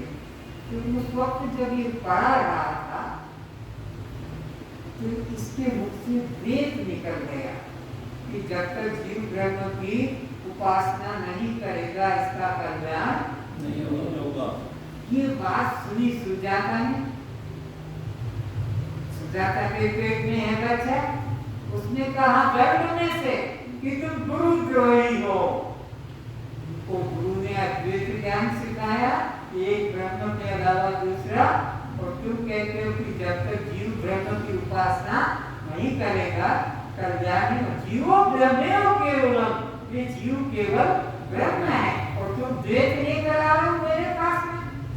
द्वैत की चर्चा जब तक ज्ञान नहीं होता है तब तक द्वैत की चर्चा होती है। गुरु से तो जब ज्ञान मिल रहा है कि तू ब्रह्म है, तो फिर जीव घसीट के बीच में क्यों लाते हो? तुम गुरुद्रोही हो। आप गुस्से को, बाप को गुस्सा आ गया कि अभी तो गर्भ में है और मेरा अपमान कर रहा है, गर्भ में से बोल रहा कि तुम गुरुद्रोही हो। तो क्या 8 जगह से 13 हो गया, अष्टावक्र 8 अंग से गर्दन टेढ़ी, हाथ टेढ़ा, टांग टेढ़ी, मुख टेढ़ा। अब गया राजा जनक की सभा में कि मैं आपके प्रश्न का उत्तर दूंगा, और प्रश्न का खड़े हो गया। पश्चात को तो और ऋषि खड़ा है, प्रश्न करा ये सत्य थी वो सत्य, जो उत्तर दिया संतोष नहीं हुआ, समुद्र को डूबा उसको। अब सुजाता अकेली गांव में अकेली राजा जनक की सभा में गया और उसने सभा और राजा ने खबर भेज दी जनक ने, तुम्हारे जीवन निर्वाह का खर्च राज्य की तरफ से मिलेगा, तुम्हारा पति है को जिसको हमने समुद्र में नियम से डुबो दिया है। अब अपने घर के बच्चे को लेके बाप के घर में आने क्या कहे, तो फिर हम देश में बच्चा तो बाप के घर में आकर बता दिया ऐसा ऐसा हुआ, वहाँ वो बच्चा हो गया। फिर सुजाता का भाई था श्वेतकेतु, वो उसके साथ साथ खेलता था। कई बार दोनों में झगड़ा प्यार चलता था भाई भाई। सुजाता तो भाई बोलती थी क्योंकि सुजाता का तो भाई था, ये भी उसको भाई बोलने लगा। सुजाता के पिता को पिता बोलती थी, ये भी उसको पिता, उसको पता ही नहीं कि पिता क्या है भाई क्या है। एक दिन अपने सुजाता का पिता है, इसका क्या नाम हो, दादा नाना, उसके गोद में बैठा था। उसके तो बाहर से आया, उसने कहा उठा मेरे बाप की गोदी से, तेरे को बैठना तेरे बाप की गोदी में तो जा, राजा जनक के समान वहां तेरा बाप बन। अब ये क्या समझे, फिर रुकता माँ के पास गया, माँ मेरा पिता कौन है, मेरा पिता कहाँ गया, मारा जोर से, अभी तू कहाँ से आया उठ के, बोलो वो मेरा पिता नहीं, वो एक बार वो मेरा पिता नहीं, तो कौन तेरे को खाने को दे रहा है, क्योंकि बाप के घर में तो पड़ रहा था। बोले तो भैया ने कहा कि तेरा बाप नहीं, तेरा बाप तो जेल में बंधे रहे हैं, और अब उसको वहां जेल में जाने के लिए क्या करे, तो मैं जाऊंगा और अपने बाप को छुड़ा के लाऊंगा।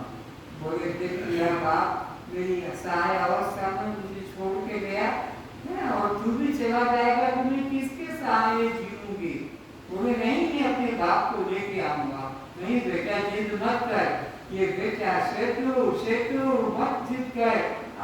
लेकिन माँ दरवाजे पे खड़ी है और ये घुटने के बल घसीटता, दो कदम आगे जाता, एक कदम पीछे आ जाता, तो आठ जगह से टेढ़ा था तो सीधा तो राजपथ पे चला गया।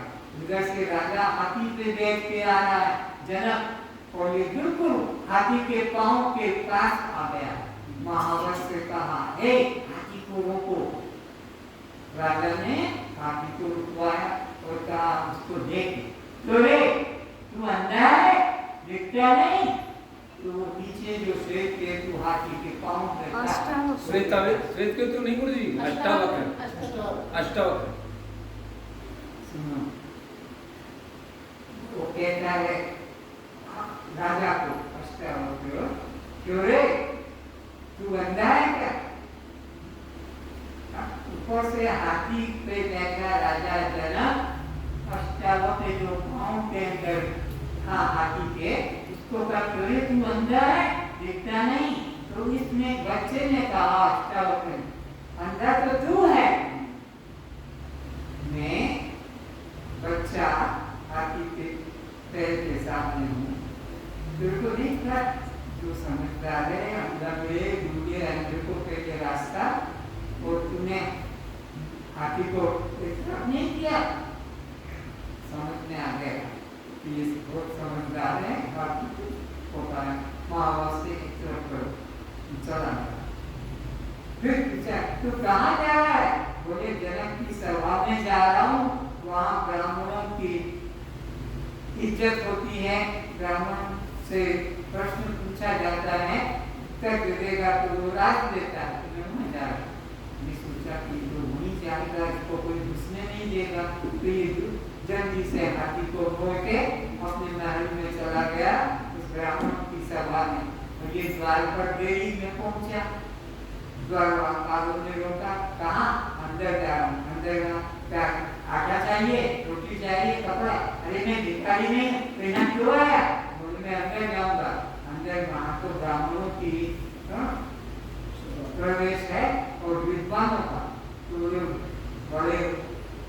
से विद्वता का कोई संबंध, बच्चा भी विद्वान हो सकता है। राजा ने अंदर से सुन लिया कि वही ब्राह्मण आया, पुराने जो अंदर जाके गया तो क्या हुआ, वहां पर सब ब्राह्मण लोग बैठे थे ब्रह्म चर्चा करने के लिए। तो ये इसने क्या किया, उछल कर ऐसे यहाँ बैठ गया। वो राजा तो नीचे हो गया, क्योंकि जो राज्य जो उत्तर दे देगा उसको राजा बना देगा, तो अपनी सिर खोल छोड़ दी थी, ऊपर बैठ गए। तो ब्राह्मण लोग हंसे, सब ब्राह्मण तो ये तो 8 जगह से टेढ़ा और फिर उछल के उस जगह बैठ गया जो राजा का सिंहासन था, और वहां तो वही बैठेगा जो उत्तर राजा को दे देगा, वही यहाँ बैठेगा। तो इसने सोचा इस बालक ने, अष्टावक्र ने, ईट का जवाब पत्थर से देना होगा, और कहा जैसे इतने जोरों से हंसा कि वे ब्राह्मण लोग जो हंस रहे थे अष्टावक्र को देखकर, आसन का टेढ़ा और राजा की गद्दी पे बैठ गया, तो हंस रहे थे। तो इसकी हंसी को देख के सबकी हंसी बंद हो गई। ये क्या सोच के हंसता? तो राजा जनक खड़ा हुआ कि आप पहले तो यहाँ बैठे कैसे, ये तो उसके लिए जगह है जो मेरे प्रश्न का उत्तर दे देगा, उसको ये सिंहासन मिलेगा, तो तुम आए थे यहाँ कैसे, और फिर यहाँ क्या देख कर हंस पड़े?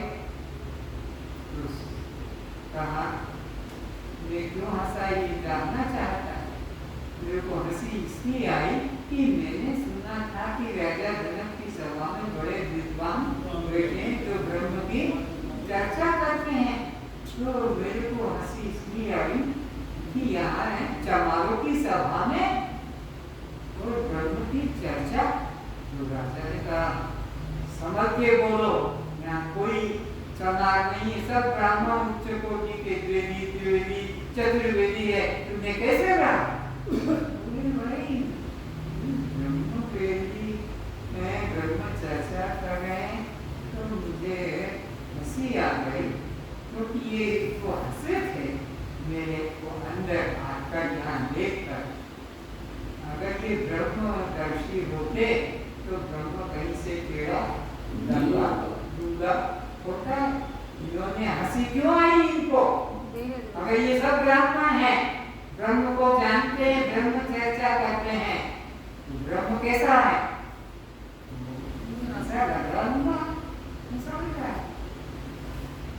ये ब्रह्मदर्शी, ये चर्मदर्शी वाली चमड़े, इसलिए मैंने हंसी आई कि चमारों की सभा में और ब्रह्म चर्चा। तो राजा जनक को समझ में आ गया कि बात तो ठीक कहता है। तो बोल बुलाओ उस ब्राह्मण को जो सब प्रश्न करता है, बोले मैंने मुझे प्रश्न करना है। जनक ने कहा अच्छा चल खड़ा हो, तू बोल क्या? तो 3 प्रश्न किए। वो कौन है जो खुली आंखों से सोता है? वो कौन है जो पैदा होकर भी अचल रहता है? और वो कौन है जो निरंतर गति करता है? 3 प्रश्न। तो आप ये अष्टावक्र हंसने लगा, ये बच्चों वाले प्रश्न मुझसे कर रहा? मैं तो समझता था राजा ने बड़ा विद्वान है, बड़ा ज्ञानी है, अच्छे कोई प्रश्न करेगा, तो ये बच्चे वाले बोले उत्तर दो तो मालूम पड़ जाएगा कौन बच्चा है। अच्छा तो सुन ले, ये मछली है जो खुले आंखों से सोती है, ये अंडा है जो पैदा होकर अचूक रहता है, और ये नदी है जो निरंतर गति करती। मान गया। इस तरह से अष्टावक्र ने वहाँ जितने ब्राह्मण लोग थे जिनको उत्तर देना नहीं आया वो अंदर थे, उत्तर दिया और हार गए वो समुद्र में। तो अब वो जो ब्राह्मण बदली था, बदली नाम का ब्राह्मण जो था, उसको कहा कि अब मैं तुमको समुद्र में डुबाऊंगा ताकि जो जो समुद्र में डूबे हैं पहले से वो सब ऊपर निकल के आएंगे। तो बंदी नाम का ब्राह्मण जिसका पिता ने यज्ञ किया था, जिसने यज्ञ किया था उसने पूरा हो गया था, तो ब्राह्मण बाहर आने लगे, उसका पिता भी आया, तो वो समझ गया कि मेरा लड़का ही हो सकता है जिसने इस बंदी नाम के ब्राह्मण को हराया। तो कभी तक जितने विद्वान नीचे गए थे पाताल लोक में यज्ञ करने, वो सब ये ब्राह्मण से हराए गए थे। तो लड़के को अपने आप ही प्रणाम कर दिया, बोले पिताजी आप मुझे प्रणाम मत कीजिए, मैं तो आपका बच्चा हूँ। इस तरह से वह वहाँ पर पिता और माता दोनों गांव गए और गांव वाले ने देखा कि ये अपने पिता को लेकर आया। सुजाता को भी खुशी हुई कि मेरा यमलोक में पिता गया था, वहाँ से वापस आ गया। इस तरह से यह राजा ने ज्ञान दिया। प्रश्न पूछो, राजा ने पूछा अब तुम प्रश्न पूछो। बोले मुझे तेरे प्रश्न की कोई जरूरत नहीं, तो उत्तर कैसे दोगे? अरे तेरा प्रश्न क्यों हुआ ये भी मुझे मालूम है। आपको कैसे मालूम? तो सुन, एक दिन अपनी पत्नी के साथ सो रहा था। हाँ, आपको कैसे पता? और तुमने उसने क्या देखा था कि रानी तेरे पास में सोई थी और तुमने देखा था अपने को भिखारी, तो तेरे को संदेह हुआ कि अभी अभी तुम्हें राजा था और अभी भिखारी कैसे? यही प्रश्न था। तो यह सत्य की वो सत्य। तो सुन ले, ना ये राजा और रानी और राज्य सत्य नहीं है। अगर सत्य होता तो सपने में भी सत्य का तीनों में कालों में नाश नहीं होता। सपने में तो तू भिखारी बन गया, तो ये भी सत्य नहीं है। और तू अगर भिखारी होता तो नींद टूटने पे तो राजा देखता है, तो तेरा भिखारी बना भी सत्य नहीं है। जागृत राजा तो न ये सत्य है न वो सत्य है।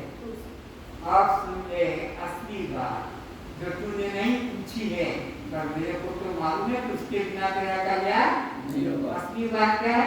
इन दोनों को जो जानता है न ये सत्य न वो सत्य, इन दोनों को जो जान वो तू सत्य है, तब तेरा कल्याण होगा। तो तुम जितने बैठे हो अपने को जानो कि जो अंतिम सत्य है वो मैं आत्मा हूँ, आत्मा ही सत्य है। तुम जो जागृत को जानो वो भी झूठा, सपने को जानो वो भी झूठा। जागृत में सपना नहीं है, सपने में जागृत नहीं है, और सुषुप्ति में ये दोनों न जागृत है न स्वप्न है। इन दोनों को जानने वाला जो सत्य है, ये तुम्हारा पक्का करो।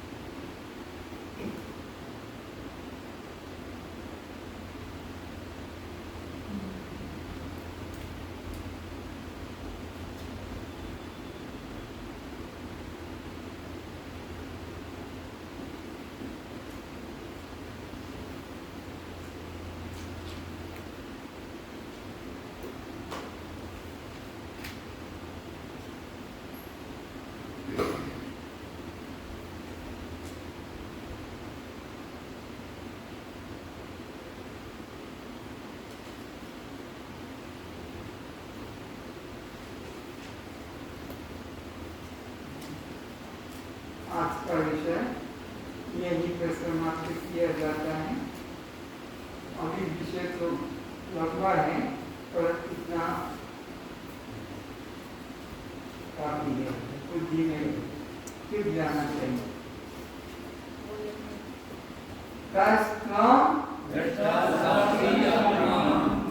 क्या आप जड़ हैं? चेतन है, दृश्य हैं, दृष्टा है, अनात्मा है, आत्मा है, शव है, शिव है, पर प्रकाश है, स्वयं प्रकाश है, और बद्ध है, मुक्त है। तो जन्म मरण किसका? शरीर का, वो प्यास किसको? प्राणी को, सुख तो किसको? मन को। त्वम दृष्टा साक्षी आत्मा। और कोई विषय है? मुझे एक प्रश्न सुषुप्त सुषुप्ति का विषय का लास्ट तीन अवस्थाएं जागृत स्वप्न सुषुप्ति इसकी चर्चा कल करेंगे। तीन अवस्था जागृत स्वप्न सुषुप्ति 101 वर्ष का ब्रह्म